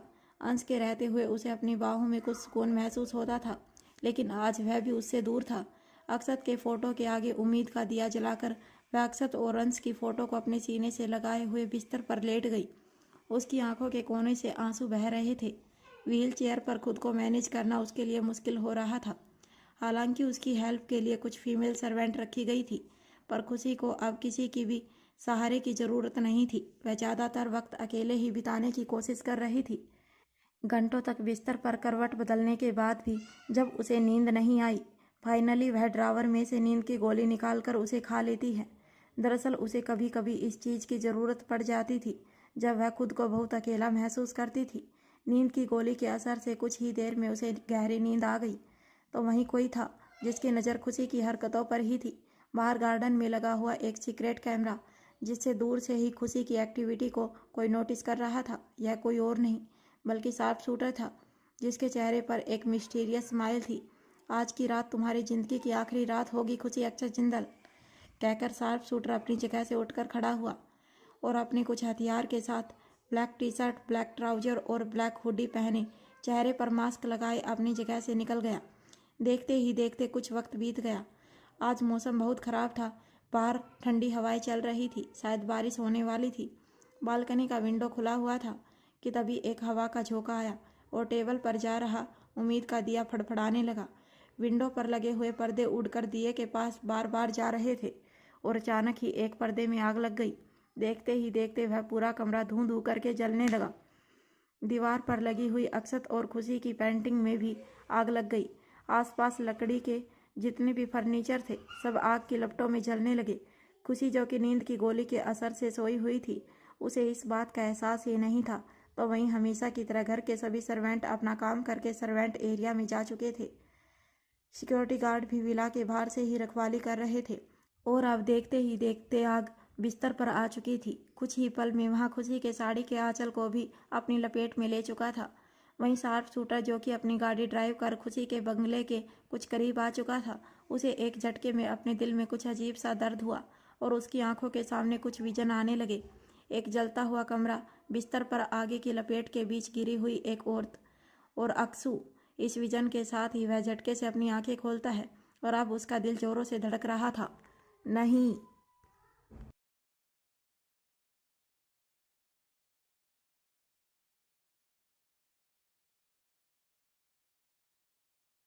करे नहीं कि घबराहट भरी चीख के साथ वह बिना सोचे समझे दीवानों की तरह दौड़ा। तो वहीं खुशी अपने सामने की मुसीबत से अनजान बेड पर बेहोश पड़ी थी कि तभी उसे अपने पैरों के पास कुछ जलन सा महसूस हुआ, जिसके बाद उसे अंदर ही अंदर तकलीफ हो रही थी क्योंकि उसके पैरों में बंधे बैंडेज में आग लग चुकी थी। लेकिन इसके बावजूद दवाई के असर से उसकी आंखें ही नहीं खुली। देखते ही देखते कुछ वक्त गुजर गया। उसकी साड़ी जिसमें आग लगी हुई थी वह तेजी से उसकी कमर तक पहुंच गया और बेड के ठीक ऊपर लगी हुई अक्षत और खुशी की तस्वीर, जो तेजी से धुंध होकर के जल रहा था, एक झटके में खुशी के ऊपर गिरी। लेकिन इससे पहले कि वह खुशी के ऊपर गिरती, अचानक किसी के मजबूत हाथ ने उसे खुशी के ऊपर गिरने से कुछ इंच पहले ही रोक लिया और एक झटके में दूर फेंक बिस्तर पर पड़ा हुआ ब्लैंकेट, जिसमें कुछ हद तक आग लगी थी, उससे खुशी के बदन को कवर कर अपनी बॉडी के सहारे से थपथपाते हुए उसे तेजी से बुझाया। अब वह कमरा आग की लपटों में घिरा हुआ था। वह शख्स खुशी को एक झटके में अपनी बाहों में ब्राइडल स्टाइल में उठाता है और कमरे से बाहर भागने को हुआ, जब कमरे में मौजूद वुडन अलमीरा उस इंसान के ऊपर गिरा, जिससे वह इंसान संभल नहीं पाया। लेकिन उसने उसे अपनी बॉडी से रोक लिया और खुशी को अपने सीने में दबोच लिया। अब उस इंसान की ब्लैक हुडी में भी आग लग गई थी, लेकिन इसके बावजूद उस इंसान के चेहरे पर सिकन का नामो निशान नहीं था, बल्कि वह अपनी नीली आंखों से बस खुशी को ही देख रहा था। उसने एक झटके में उस अलमीरा को अपने कंधे से धक्का दिया और एक जोरदार लात दरवाजे के ऊपर मारा, लेकिन वह दरवाज़ा काफ़ी स्ट्रॉन्ग था, खुलने का नाम ही नहीं ले रहा था। अब उस इंसान को खांसी आ रही थी। उसकी नज़र बार बार फिक्र से खुशी की तरफ जा रही थी। वह यहीं नहीं रुका और तेज़ी से कई बार लात दरवाजे पर मारकर फाइनली उसे तोड़ ही देता है। अब उसका बदन भी पूरी तरह जल रहा था। हुड्डी की आग अब उसकी पीठ को जला चुकी थी, लेकिन उस इंसान ने खुशी को अपनी बाहों से आज़ाद नहीं किया और उसे यूं ही अपने सीने से लगाए हुए जल्दी से टेरेस पर लेकर आया। वहीं खुशी की आंखें अभी तक नहीं खुली थी। खुशी को लाकर उसने झूले पर लेटाया और जल्दी से अपनी पीठ पर हाथ मारते हुए अपनी आग को बुझाने की कोशिश करने लगा, लेकिन वह आग बुझने का नाम ही नहीं ले रही थी। और फाइनली उस इंसान ने जल्दी से अपनी हुड्डी को निकालकर फ्लोर पर फेंका, जिसके बाद वह अपने शर्टलेस मस्कुलर स्ट्रॉन्ग बॉडी के साथ सामने खड़ा था। इस वक्त उसके चेहरे पर ब्लैक मास्क लगा हुआ था, नीली आंखें जिस पर काले बाल बिखरे हुए थे, चेहरे पर दर्द का नामो निशान नहीं, बल्कि आंखों में एक बेचैनी और घबराहट। वह एक झटके में घायल खुशी के पास झुक प्यार से उसके गालों को थपथपाते हुए बोला, ए उठो उठो, क्या हुआ तुम्हें? ए सुनो, उठो, होश में आओ। खुशी खुशी, सुन रही हो तुम मेरी बात? खुशी सुनो मेरी बात, सुनो, होश में आओ। ओ गॉड, क्या हुआ इसे? यह होश में क्यों नहीं आ रही? कहीं इसे कुछ नहीं नहीं नहीं, I have to do something. वह इंसान घबराते हुए एक झटके में खुशी के बदन से उसका ब्लैंकेट अलग करता है तो उसने नोटिस किया कि खुशी की कमर और पेट का कुछ हिस्सा जल चुका है। पैरों में भी जख्म हो चुके हैं, बैंडेज जलकर उसके पैरों को घायल कर चुके हैं। खुशी की हालत देख उस इंसान की आंखों में आंसू आने लगे थे, जिसका अंदाजा उसे खुद नहीं था। वह घबराकर तुरंत खुशी को अपने सीने से लगा लेता है और जल्दी से उसे CPR देने की कोशिश करने लगा। वह कभी उसे उल्टा कर उसकी पीठ को थपथपा रहा था तो कभी सीधा कर उसके सीने को प्रेस कर रहा था, लेकिन खुशी को इस पर भी होश नहीं आया। तो उसने तुरंत खुशी की नाक को दबाकर उसके होठों पर अपने होठ रख दिए और उसे अपनी सांस देने लगा, लेकिन खुशी को अभी भी सांस नहीं आ रही थी और उसने कोई रिस्पॉन्स नहीं किया। जिसके बाद उस इंसान का दिल जोरों से धड़क रहा था कि तभी अचानक ही उसे कुछ विजन आए। एक लड़की जो बुरी तरह रोते हुए किसी को पुकार रही थी, प्लीज़ वापस आ जाइए, प्लीज़, मुझे आपकी बहुत ज़रूरत है, मुझे आपकी बहुत याद आती है अक्सू। उस लड़के की दर्द भरी सिसकियाँ और आंखों में आंसू। इस विजन को देखते ही वह इंसान तुरंत अपनी आंखें खोलता है और खुशी की तरफ देख अचानक ही अपने दिल पर हाथ रखता है। उसे अपने दिल में बहुत ज़्यादा तकलीफ हो रही थी। ऐसा लगा मानो उसे हार्ट अटैक आ जाएगा। उसकी सांसें गहरी चल रही थी। वह इंसान घबराए हुए बुरी तरह तिलमिलाने लगा और अपने बाल नोचते हुए हड़बड़ाकर बोला, नहीं नहीं नहीं, तुम्हें कुछ नहीं होगा, सुनो सुनो, होश में आओ, मेरा दिल, मुझे सांस, सुनो, मुझे सांस नहीं आ रही। कौन हो तुम, बताओ, क्यों, आखिर क्यों मुझे इतनी तकलीफ हो रही है? सुनो, तुम जो कोई भी हो, प्लीज़ उठो। अब उस इंसान की आंखों से तेजी से आंसू बहने लगे। उसकी नीली आंखें लाल होने लगी थी। वह अपने बाल नोचते हुए अचानक ही टेरेस पर रखे हुए कुछ आर्ट पीस को तेजी से लात मारता है और लगभग चिल्लाते हुए बोला, सुन रही हो तुम, उठ जाओ, मुझे कुछ करना होगा। वह इंसान जल्दी जल्दी खुशी को एक बार फिर से CPR देने लगा और पागलों की तरह हरकत करते हुए वह कभी उसके गालों को थपथपाता, कभी होठों से सांस देता तो कभी उसके सीने को तेजी से दबाता। हर एक गुजरते वक्त के साथ उस आदमी की सांसें अटक रही थी, लेकिन काफ़ी देर की मेहनत के बाद भी उसने हिम्मत नहीं हारी और अचानक ही फाइनली खुशी तेज तेज सांसें लेने लगी। वह बुरी तरह खांस रही थी और अब जाकर उसे आदमी की आंखों में एक सुकून था।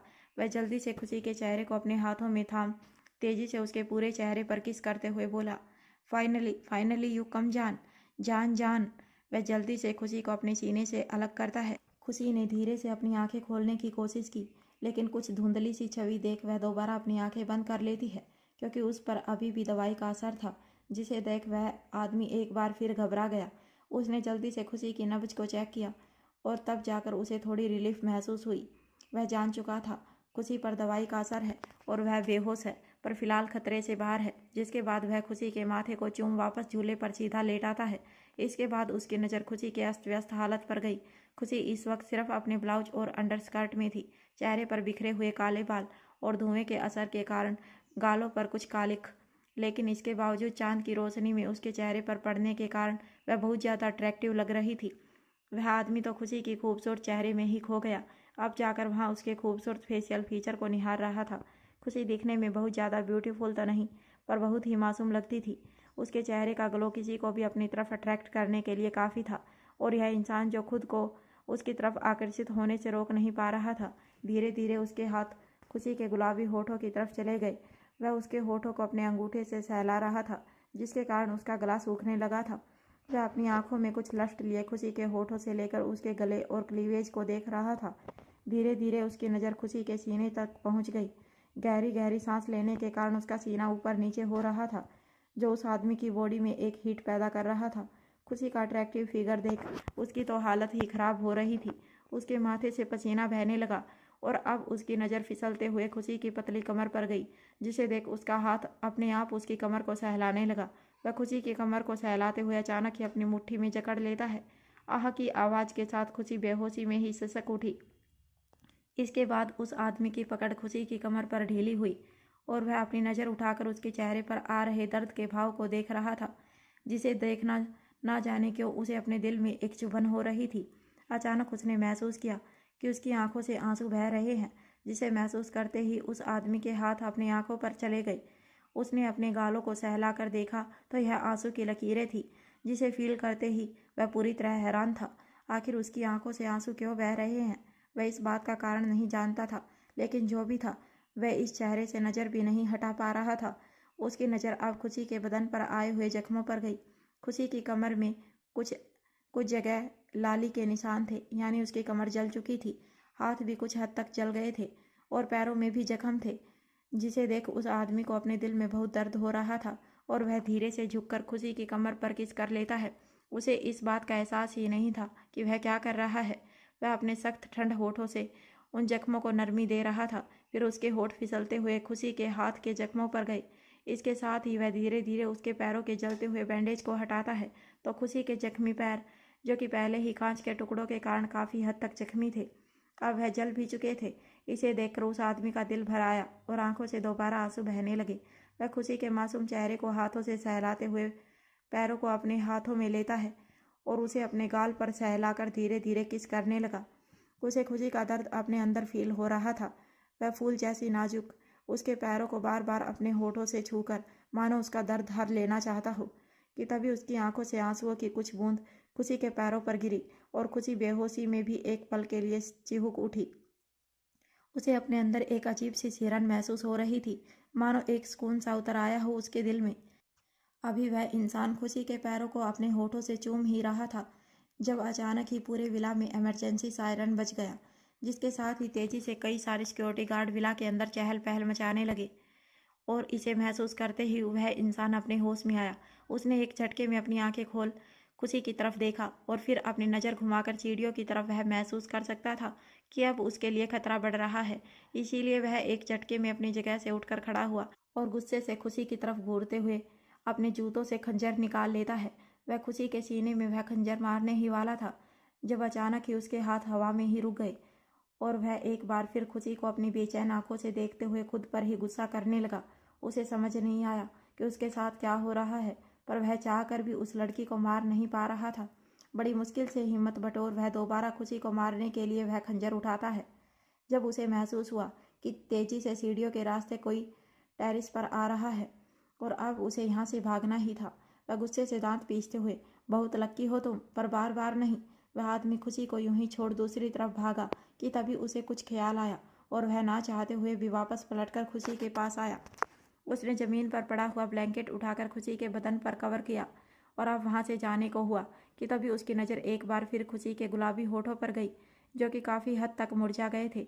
इन्हें देख उसे एक बार फिर अपने अंदर कुछ बेचैनी महसूस हुई और वह अपना आपा खोते हुए धीरे से उसके होठों पर अपने होठ रखने ही वाला था, जब कई सारे सिक्योरिटी गार्ड छत पर आ चुके थे और उन सब ने घबराते हुए पूरे टेरेस को अपने अंडर में ले लिया। कविन यहाँ है, संभालो उन्हें।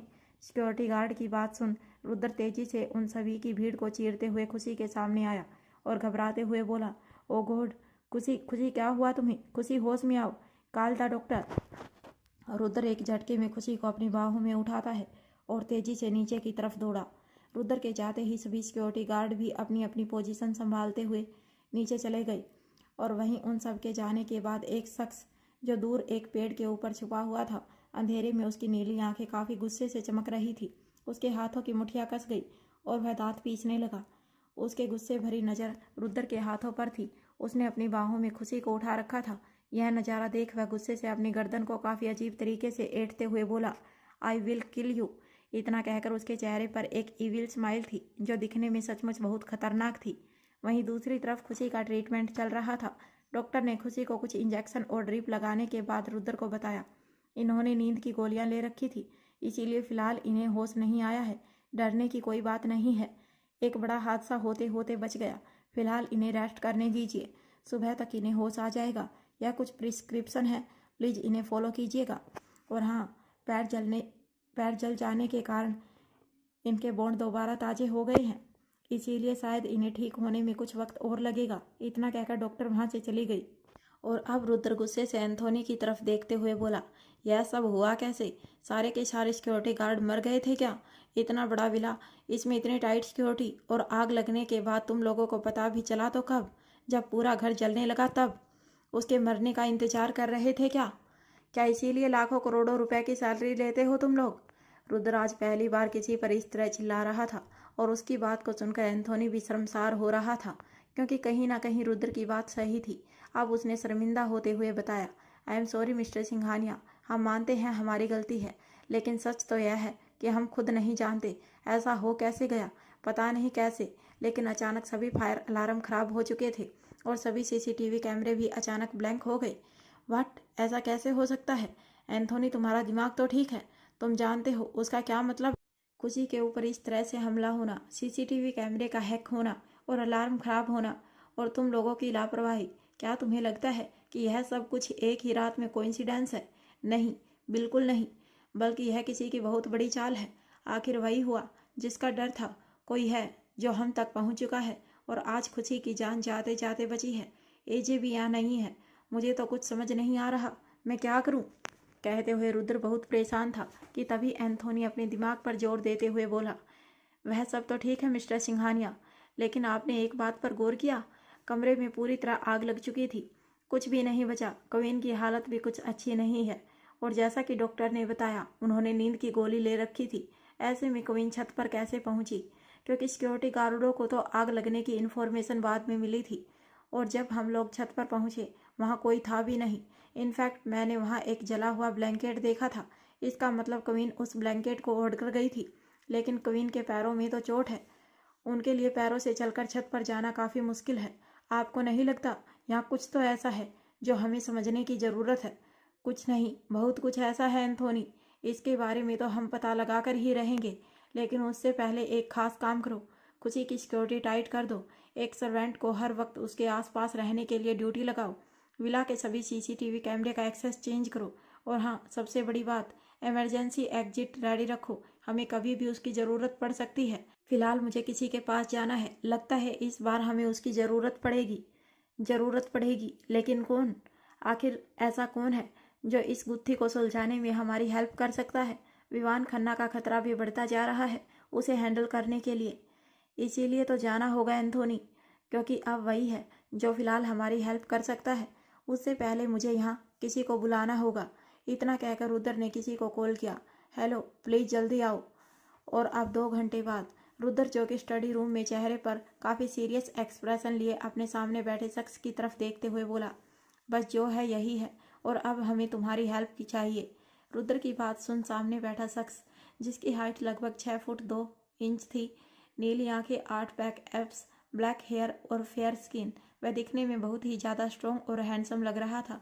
उसकी पर्सनैलिटी काफ़ी अट्रैक्टिव थी। वह एक चेयर पर एक के ऊपर दूसरा पैर रखे एक गहरी सांस लेते हुए बोला, इतना कुछ हो गया और तुम लोगों ने मुझे इन्फॉर्म भी नहीं किया? अरे एक बार कहना तो चाहिए था, हम लोग तुम्हारे दोस्त हैं, और अक्सर वह मेरे लिए दोस्त कम भाई ज़्यादा है। और खुशी कैसी है खुद ही देख लो, कहकर रुद्र उस आदमी के साथ खुशी के कमरे में आया और वहाँ का नज़ारा देख उस आदमी की नीली आंखों में दर्द उतर आया था। खुशी सचमुच पहले से ज़्यादा कमज़ोर लग रही थी। बदन पर काफ़ी हिस्से में बैंडेज लगी हुई थी। हालांकि उसे फिलहाल ब्लैंकेट से कवर किया गया था, लेकिन मुरझाया हुआ चेहरा उसके दिल के हर एक तकलीफ को बयां कर रहा था। वह लड़की भले ही दिखने में स्ट्रोंग लगने की कोशिश कर रही थी, पर उसका दर्द किसी से छुपा नहीं था। खुशी को देख वह शख्स रुद्र की तरफ देख बोला, क्या करना होगा मुझे? बस 2 दिन के लिए तुम्हें एजे की जगह लेनी होगी अर्जुन। सिर्फ 2 दिन? 2 दिन में इतनी बड़ी प्रॉब्लम सॉल्व कैसे होगी? कहते हुए वह शख्स काफ़ी कंफ्यूज था, जो कोई और नहीं बल्कि एशिया का नंबर 1 न्यूरोलॉजिस्ट और heart surgeon doctor Arjun Bajaj थे। अब रुद्र ने कहा, होगी, ज़रूर होगी, क्योंकि अब इस प्रॉब्लम को सॉल्व करने के लिए तुम्हारी सबसे बड़ी प्रॉब्लम आने वाली है। ओ सॉरी, आने वाला है। कहकर रुद्र के चेहरे पर एक तिरछी मुस्कान थी। मेरी सबसे बड़ी प्रॉब्लम?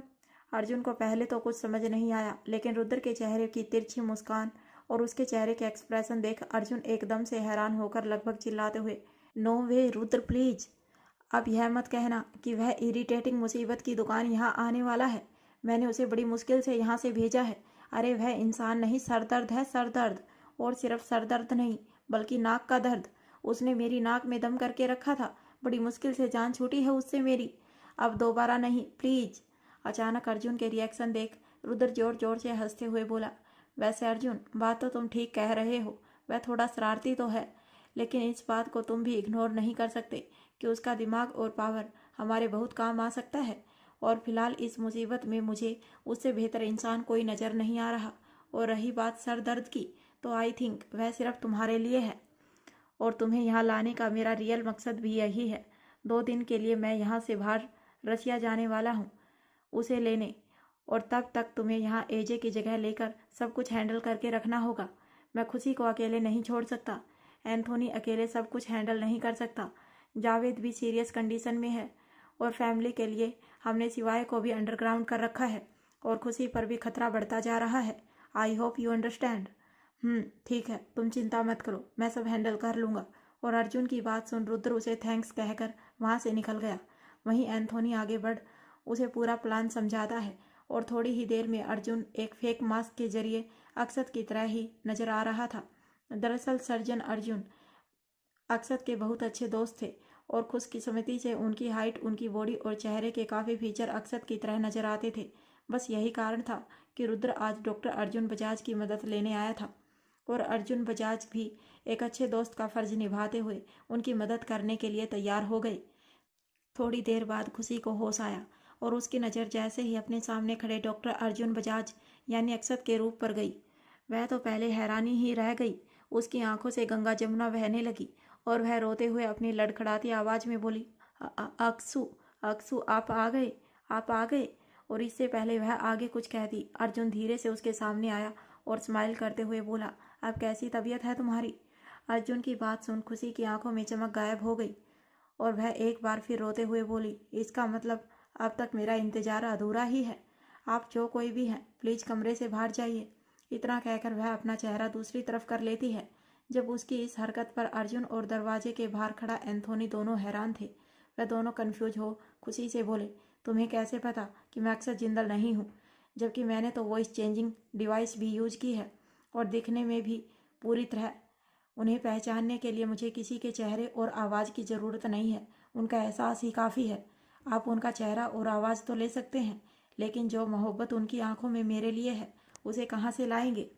और खुशी की बात को सुन डॉक्टर अर्जुन बजाज के चेहरे पर एक बड़ी सी स्माइल आ गई। वह धीरे से खुशी के सामने सोफे पर बैठ बोले, मानना पड़ेगा, जैसा सुना था वैसा ही देख भी लिया। तुम सचमुच उसकी जान हो, और जब इतना उसकी सांसों को पहचानती हो, तो थोड़ा इंतजार और कर लो। वह लौट कर जरूर आएगा, मुझे यकीन है। खैर, मैं अर्जुन बजाज हूँ। खुशी, तुम शायद मुझे जानती होगी। कुछ खास नहीं, बस अक्सू ने एक बार बताया था। खैर, आपने अगर अक्सू का रूप लिया है तो ज़रूर आपको सब पता हो गया होगा। बहुत कुछ पता चल गया है, और इसीलिए रुद्र कुछ दिन के लिए रसिया गया है। लेकिन तुम टेंशन मत लो, जब तक मैं तुम्हारे साथ हूँ तुम पर एक भी आँच नहीं आने दूंगा। फिलहाल मैं चलता हूँ। सुना है एक बहुत इम्पोर्टेंट मीटिंग है, जरा लोगों को भी तो पता चले कि अक्षत जिंदल वापस लौट आया है। तुम रेस्ट करो।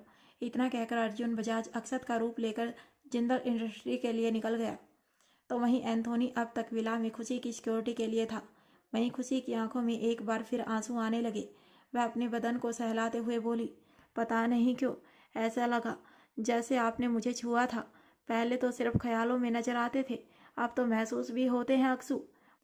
रुद्र जो कि एयरपोर्ट पहुंच चुका था, चारों तरफ सिक्योरिटी गार्ड उसका लगेज ड्राइवर निकाल रहा था कि तभी रुद्र बिना इधर उधर देखे एयरपोर्ट के अंदर कदम रखने ही वाला था जब एक छोटा बच्चा जो कि थोड़ी ही दूरी पर बैलून से खेल रहा था, उसके बैलून का धागा टूट गया और वह रुद्र के ऊपर से उड़ता हुआ जाने लगा। अपना बैलून हाथ से छूटते ही बच्चा मुंह फाड़े उसे देख रहा था कि तभी वह बैलून रुद्र के ठीक ऊपर ब्लास्ट कर गया और उसमें से एक बिच्छू एक झटके में रुद्र के कंधे पर बैठा। इससे पहले कि सिक्योरिटी गार्ड एक्शन में आते, अगले ही पल उस बिच्छू ने रुद्र के हाथ को काट लिया। आह की आवाज के साथ रुद्र तड़फ उठा। उसने तुरंत अपना हाथ झटक कर देखा तो एक काले कलर के बिच्छू ने उसे डंक मारा था। अब तो उसका दर्द के मारे बुरा हाल हो रहा था। तो वहीं कुछ ही दूरी पर एक पिलर के पीछे खड़ा एक शख्स जिसने ब्लैक कलर की हुड्डी पहन रखी थी, नीली आंखें, यह कोई और नहीं बल्कि वही शार्प शूटर था। रुद्र को तड़पते हुए देख उसके चेहरे पर एक इविल स्माइल आ गई और अब उसकी खुली आंखों के सामने कुछ नज़ारे फिल्म की रील की तरह घूमने लगे। उसे रुद्र का खुशी का अपनी बाहों में उठाना याद आ रहा था और उसका जो हाथ खुशी के कमर पर था, बिच्छू ने उसे उसी हाथ पर काटा था। दिल तो किया कि तुझे मार दूं, पर क्यों? इसकी वजह तो मैं खुद नहीं जानता। इसीलिए शुक्र मना कि तेरी सांसों की डोर थोड़ी लंबी हो गई है। जिस दिन इस बात का जवाब मिल जाएगा उस दिन। कहते हुए वह अजीब तरीके से मुस्कुरा रहा था और अपने गले को काफ़ी अजीब तरीके से ऐंठने लगा। वहीं कुछ ही देर बाद वह शार्प शूटर अपने घर आ चुका था, जहां वह ठंडे पानी के शावर के नीचे खड़े होकर अपनी आंखों को बंद किए हुए बस उसी नज़ारे को याद कर रहा था।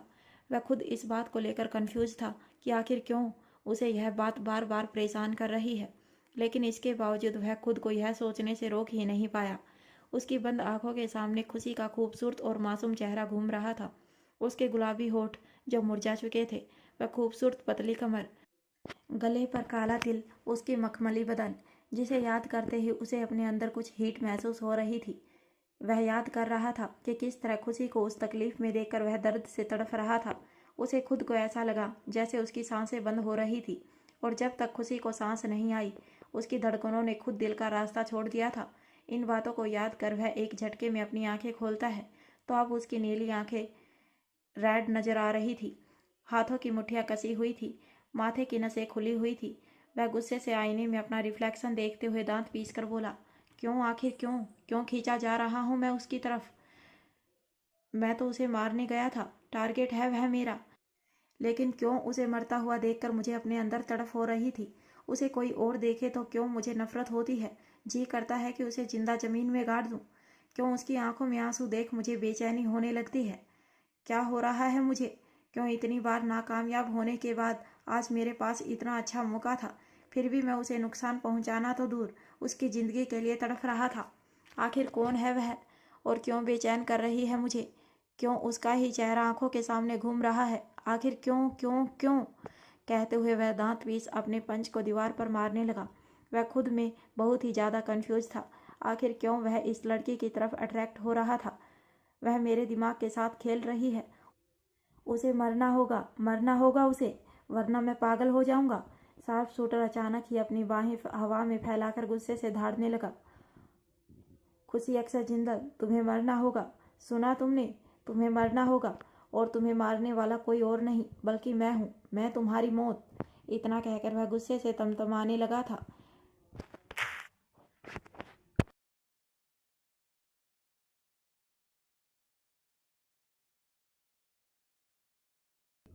और अब कुछ देर बाद वह जैसे ही अपने कमरे में आया, उसने फ़ोन पर किसी को कॉल आई। फ़ोन पर फ्लैश हो रहे नंबर को देख उसके चेहरे के एक्सप्रेशन काफ़ी बदले हुए से लग रहे थे, जिसे समझना फ़िलहाल के लिए मुश्किल था। उसने तुरंत मोबाइल फ़ोन रिसीव किया। हाँ बोलो, क्या इन्फॉर्मेशन है? सर, खबर मिली है, उसके लोग जिंदल विला के आसपास नजर आए हैं। शायद वहाँ जासूसी करने की कोशिश कर रहे थे, जिनमें से कुछ लोग ब्लैक डेविल के लोगों के हाथ भी लग चुके हैं।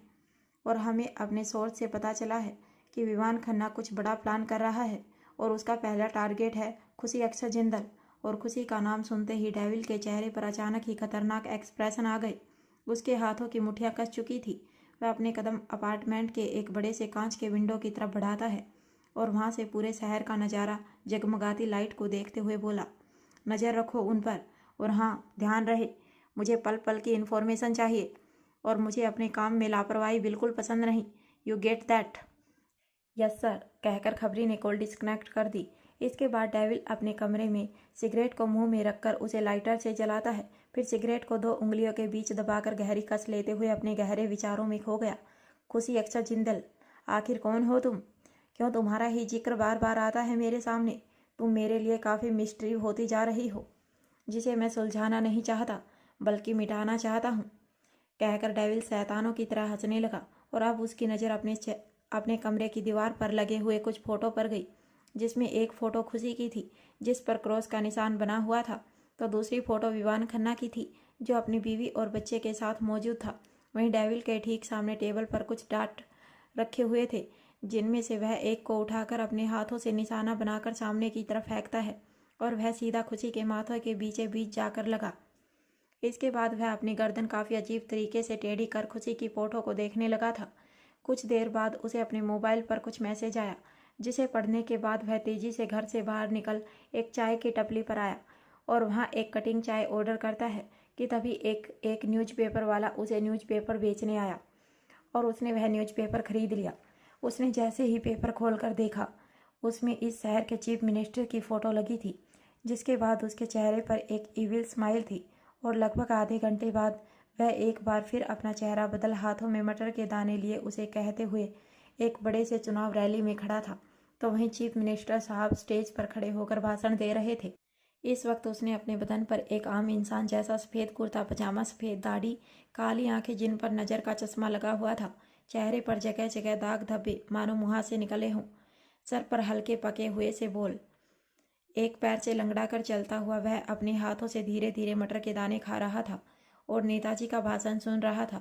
इस वक्त उसने लगभग 40-45 साल की उम्र के इंसान का गेटअप ले रखा था और उसे पहचानना लगभग नामुमकिन था।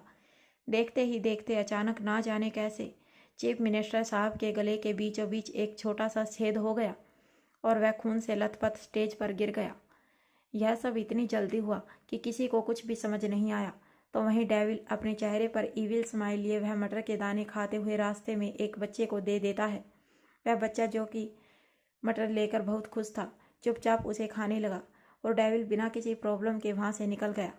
यहाँ लाखों करोड़ों लोगों की भीड़ थी, इसीलिए किसी को कुछ भी पता नहीं चला। कुछ घंटे बाद जब चीफ मिनिस्टर साहब का पोस्टमार्टम हुआ तो रिपोर्ट काफ़ी हैरान करने वाली थी, क्योंकि चीफ मिनिस्टर साहब को मटर के दाने से मारा गया था। वहीं डेविल समुद्र किनारे बैठे हुए अपना फेस मास्क, हाथों का ग्लव्ज जो कि किसी स्किन की तरह थी, अपना बाल जो कि एक लीग थी, चेहरे की दाढ़ी, आंखों का चश्मा, लगभग हर चीज़ निकालकर समुद्र में बहा देता है। इस वक्त रात के लगभग 10 बज रहे थे और वह आसमान में चांद को देखते हुए अपने ही ख्यालों में खोया हुआ था। उसके कानों में किसी के शब्द गूंज रहे थे, डेविल, मुझे लगता है अब मुझे इस दुनिया को अलविदा कहना होगा, इसीलिए आखिरी सांसों में मैं तुम्हें कुछ कहना चाहता हूँ। वादा करो मुझसे, मैंने तुम्हें अब तक जो भी शिक्षा दी है उसे दुनिया की भलाई के लिए इस्तेमाल करोगे, कभी भी भविष्य बदलने की कोशिश नहीं करोगे, और सबसे बड़ी बात, मेरी नातिन नीलम, उसका ख्याल रखोगे, उसे हर मुसीबत से बचाओगे। डेविल, मैं तुम्हें एक और बात बताना चाहता हूँ, तुम्हारी ज़िंदगी की सबसे ज़रूरी चीज़, वो तुम्हारी जान, तुम्हारी जान, तुम्हारी जान। और अचानक ही यह शब्द उनके मुंह में ही रह गए। इन शब्दों के साथ ही डेविल अपने ख्यालों से बाहर आया और आसमान की तरफ देखते हुए बोला, मास्टर, मैं अपने बारे में कुछ नहीं जानता और ना ही आपके आखिरी शब्दों के बारे में। आप क्या कहना चाहते थे? क्या है मेरी जान? कुछ भी नहीं जानता, लेकिन इसके बावजूद आपसे आखिरी किया वादा ज़रूर निभाऊंगा। नीलम को प्रोटेक्ट करने के लिए मुझे जो भी करना पड़े मैं करूँगा, और इस मकसद को पूरा करने के लिए अब मुझे उसकी दुनिया में शामिल होना होगा, और इसके लिए मेरी पहली सीढ़ी बनेगी वह लड़की।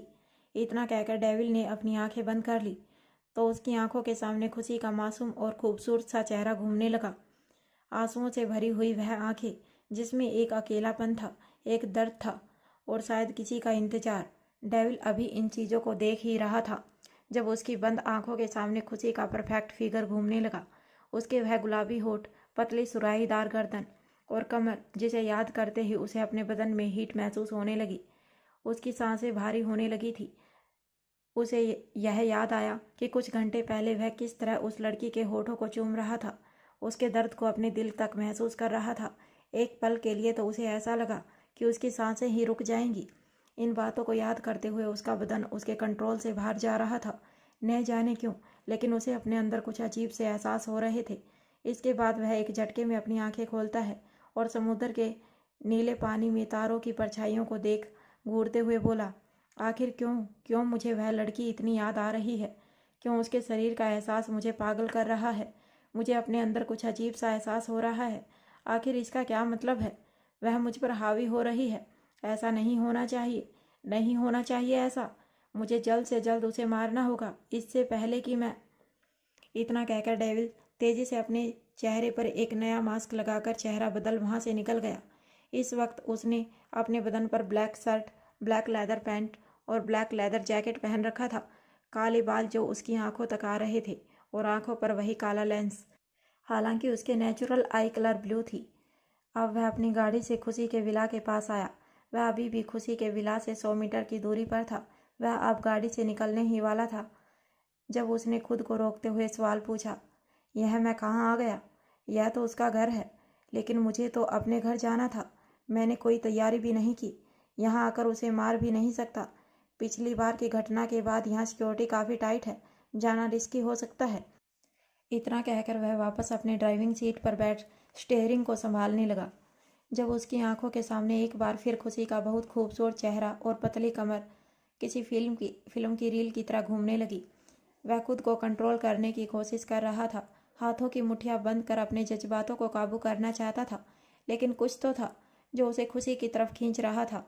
और अब वह गुस्से से फ्रस्ट्रेटेड होकर एक झटके में गाड़ी से बाहर निकलते हुए बोला, चाहे कुछ भी हो जाए, मुझे कोई नहीं रोक सकता। अब वह जल्दी से गाड़ी से निकलकर सड़क के किनारे लगे हुए पेड़ों के बीच से छुपते छुपाते अपनी नज़र इधर उधर करते तेजी से विला की तरफ चला गया। कुछ ही देर में वह खुशी के विला के बाहर था। वह इधर उधर देखते हुए एक पेड़ के जरिए विला के अंदर उतरने ही वाला था, जब अचानक ही विला की दीवारों पर उसे अजीब सी वायरिंग नजर आई, जिन्हें देखते ही वह पहचान गया कि यह इलेक्ट्रॉनिक वायर है और इन्हें छूने पर उसे डेथ नोट मिल सकता है। इन लोगों ने काफ़ी टाइट सिक्योरिटी रखी है, लेकिन डेविल को रोक सके इतनी भी खास नहीं है। इतना कहकर वह अपने हाथ से घड़ी निकाल उसे फोड़ देता है और उसमें लगी हुई छोटी छोटी सुइयों से अपनी जैकेट में लगे हुए चेन को तोड़कर उसमें कुछ बनाने की कोशिश करने लगा। और कुछ ही देर में उसने उसे रस्सी की तरह उस वायरिंग पर फेंका और हाई वोल्टेज वायर होने के कारण अचानक ही उस वायर में शॉर्ट सर्किट हो गया और पूरे विला के फ्यूज उड़ गए, जिसे देखते ही डेविल के चेहरे पर एक इविल स्माइल आ गई। Sorry devil, but if you are bad then call me dad.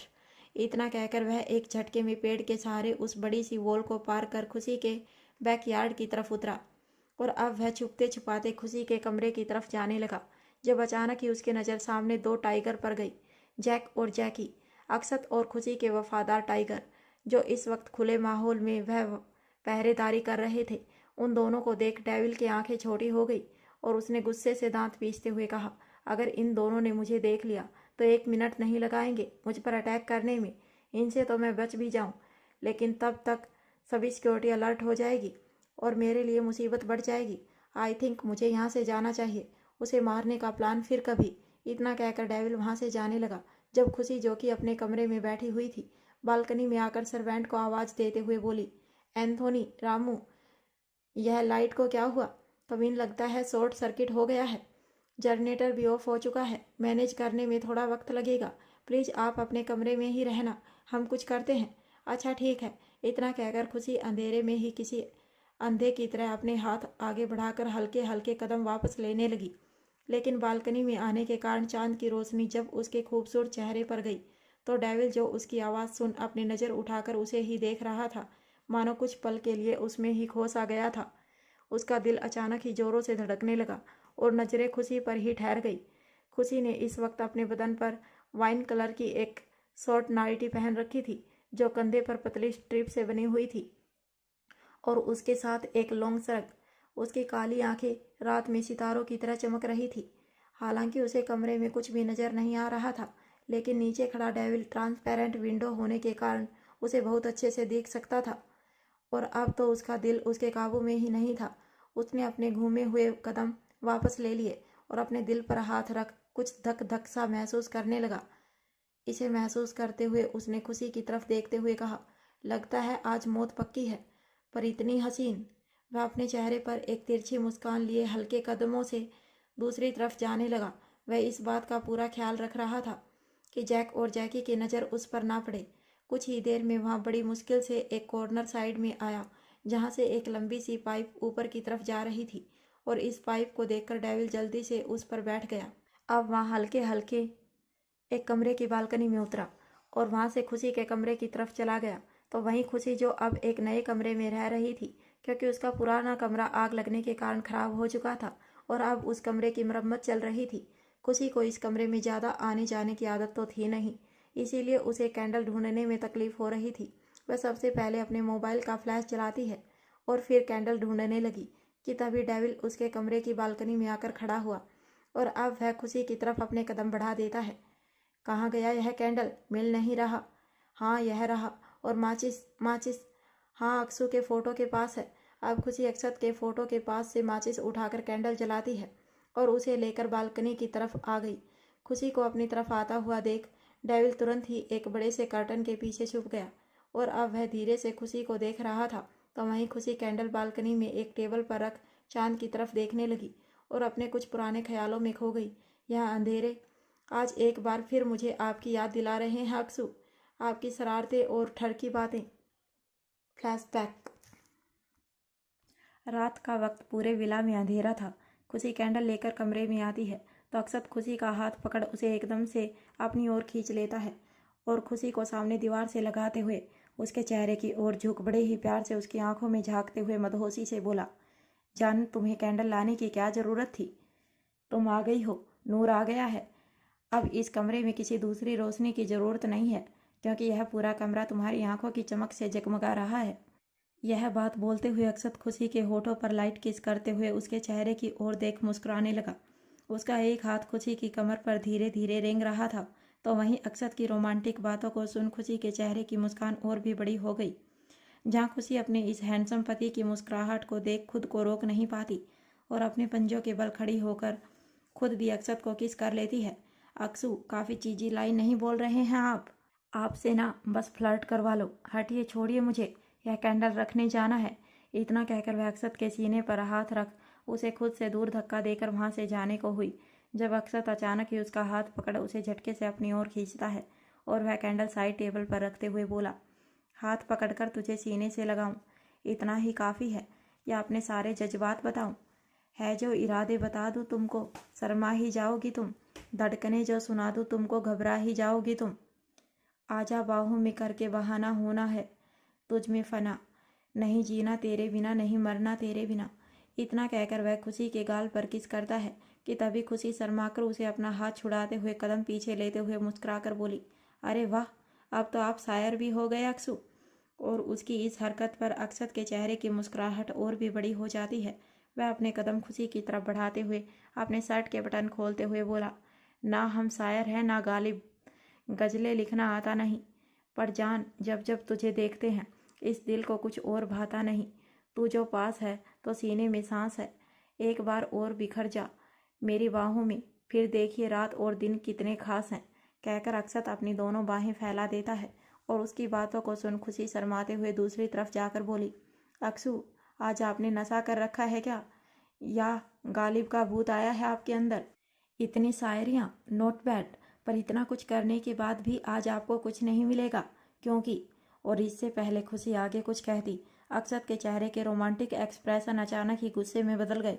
अब वह एक झटके में तेज जंप के साथ खुशी के पास आकर उसकी कमर में हाथ डाल अपने करीब कर लेता है।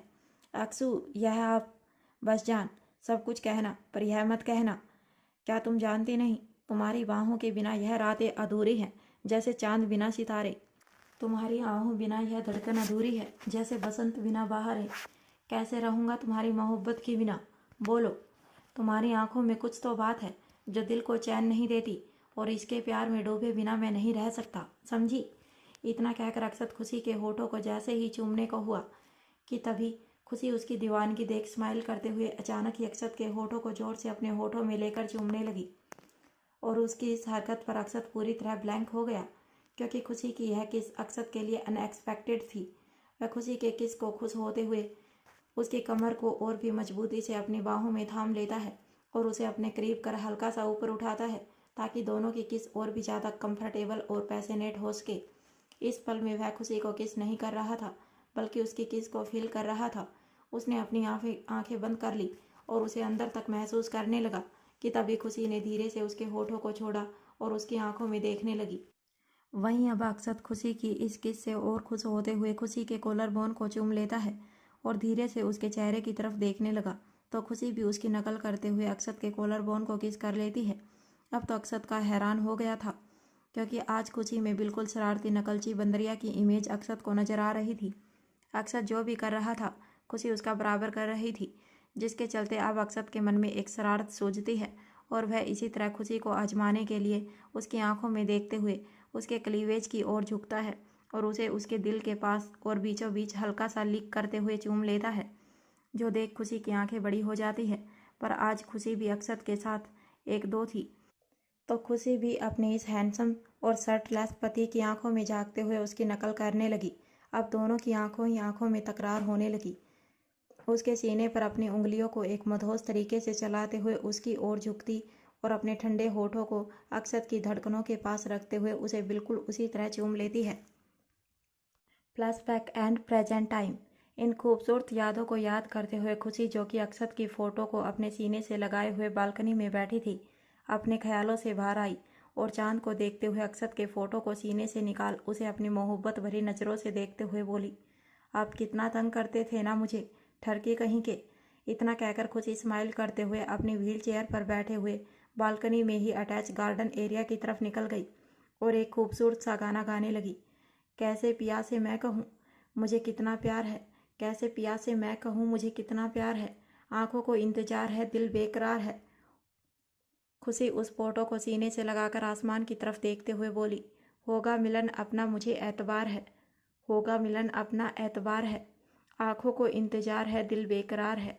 तो वहीं खुशी से कुछ दूर पर्दों के पीछे खड़ा डेविल उसे इस तरह किसी की फोटो सीने से लगाता हुआ देख उसे अजीब नज़रों से देख रहा था। उन आंखों में कभी जलन तो कभी कन्फ्यूजन जैसे एक्सप्रेशन थे। वह धीरे धीरे अपने कदम खुशी की तरफ बढ़ा देता है, तो वहीं खुशी अपने पति अक्षत को याद करते हुए खुद को ही गले से लगाते हुए आगे बोली, आएंगे जब वो सामने बाहों में भर लूँगी, आएंगे जब वो सामने बाहों में मैं भर लूँगी। गार्डन में लगे हुए फूलों को तोड़ अपने बालों में लगाते हुए अपनी आंखों में आंसू लेकिन चेहरे पर बड़ी सी मुस्कान लिए बोली, मानूंगी उनकी बात को, उनसे जिद ना करूंगी। अब वह अपनी व्हील चेयर जाने अनजाने स्विमिंग पूल के किनारे ले गई और अक्षत को याद करते हुए खुशी से घूमते हुए गा रही थी। तो वहीं उसे कुछ पीछे खड़ा डेविल उसे गुस्से से घूर रहा था। अब उसे क्यूरोसिटी थी कि आखिर यह लड़की किसकी फोटो को सीने से लगाए हुए थी। उसके हाथों की मुठ्ठियां कस रही थी और चेहरे के एक्सप्रेशन डार्क हो रहे थे। उसकी नज़र तो बस खुशी के खूबसूरत चेहरे को ही निहार रहे थे, लेकिन खुशी उसकी प्रेजेंस से अनजान स्माइल लेकिन नम आंखों के साथ बोली, उनके घर में उम्र भर रानी बन के रहूँगी मैं, उनके घर में उम्र भर रानी बन के रहूँगी मैं, हर खुशी दूंगी उन्हें, उनका दुख भी सहूँगी मैं। वह एक बार फिर अक्षत की फ़ोटो को चूमते हुए, दिल दिया उनको उन्हीं पे जान निसार है, आंखों को इंतजार है, दिल बेकरार है। अब डेविल से यह नज़ारा देखा नहीं गया। वह गुस्से से खुशी की तरफ अपना कदम बढ़ाता ही है, जब अचानक खुशी गोल गोल घूमते हुए उसी की तरफ आने लगी और उसे ख्याल आया कि उसे फ़िलहाल यहाँ नहीं होना चाहिए।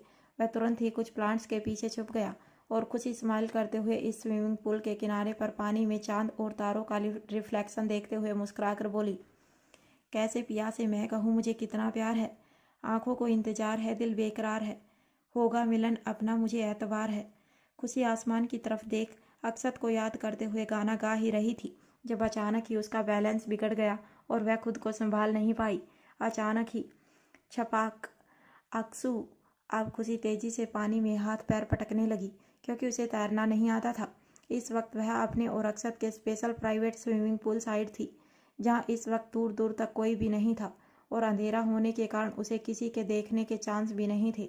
खुशी घबराकर कभी पानी के अंदर तो कभी पानी के ऊपर आती। स्विमिंग पूल में गिरते ही खुशी उसमें डूबने लगती है और अपने हाथ पैर चलाने लगती है। खुशी बार बार उस पानी में ऊपर उभर कर आ रही थी और एक घुटी हुई आवाज़ में अपने हाथ पैर चलाते हुए किसी को बुला रही थी।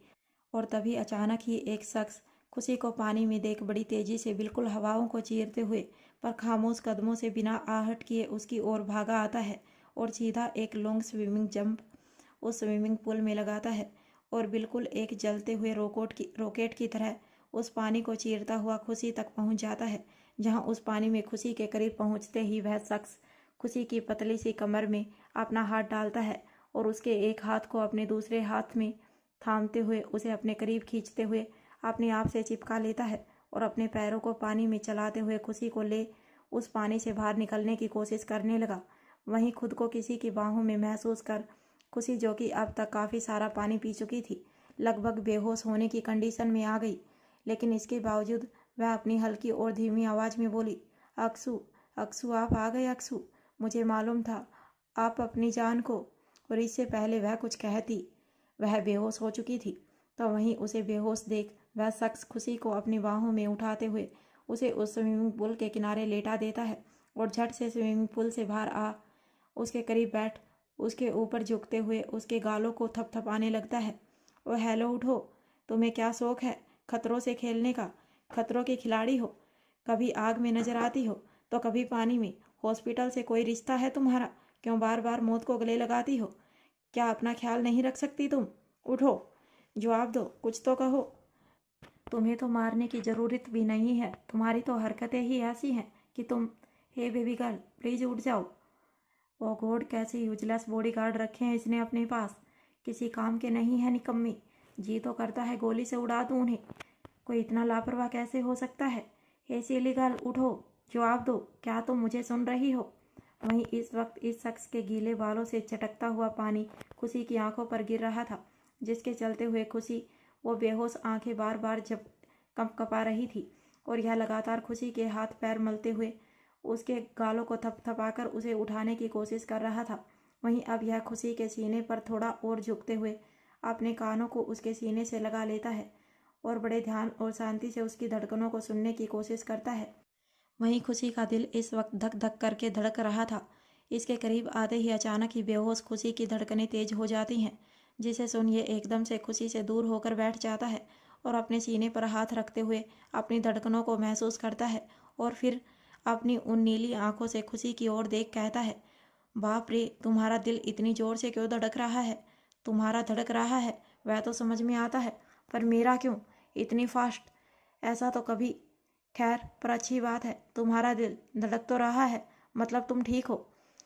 वहीं यह बात बोल अब वह शांत हो जाता है कि खुशी बिल्कुल ठीक है, जिसके चलते अब यह अपने हाथों की हथेलियों से खुशी के चेहरे से उतर रहा वह पानी साफ करता है और उसके चेहरे को बड़ी ध्यान से देखने लगता है। वहीं अचानक ही खुशी को इस तरह से निहारते हुए इसकी नज़रें खुशी के भीगे होठों पर चली जाती है, जिसे देखिए अपने होठों पर अपनी जुबान को चलाते हुए अपना सलाइवा गटकते हुए कहीं खो जाता है और इसके होठ अपने आप ही खुशी को देखते हुए बड़बड़ाने लगते हैं, आखिर कौन हो तुम? क्यों तुम्हें देखकर अपनी प्यास बुझाना चाहता हूँ मैं? क्यों तुम्हें पाने के लिए यह दिल बेचैन होते हुए दिमाग के साथ बगावत कर रहा है? क्यों यह होठ तुम्हारे होठों को छूना चाहते हैं? क्यों यह हाथ खुद ब खुद तुम्हारे कोमल से बदन की ओर बढ़ जाते हैं? हर तरफ पानी है, पर तुम्हारे लिए प्यासा मर रहा हूँ मैं। पता नहीं है क्या हो रहा है मुझे। मैं हरने आया हूँ तुम्हारे प्राण, पर पता नहीं क्यों बचा रहा हूँ बार बार तुम्हारी जान। ना जाने किस राह पर जा रहा हूँ मैं, ना जाने कौन हो तुम, क्या हो तुम और क्यों हो तुम। मेरे हर सवाल पर कई सवाल खड़े हो रहे हैं और मेरे हर सवाल पर तुम्हारे ख्याल हावी हो रहे हैं। तुम्हें मारने की मेरी हर चाल पर तुम्हारे इन जुल्फों के जाल फैले हुए हैं। तुम महलों में रहने वाली एक रानी हो जिसे खाक में मिलाना है मुझे, पर क्यों? तुम्हें मारने के ख्याल से मेरे अंदर डर और दहशत के सवाल खड़े हो रहे हैं।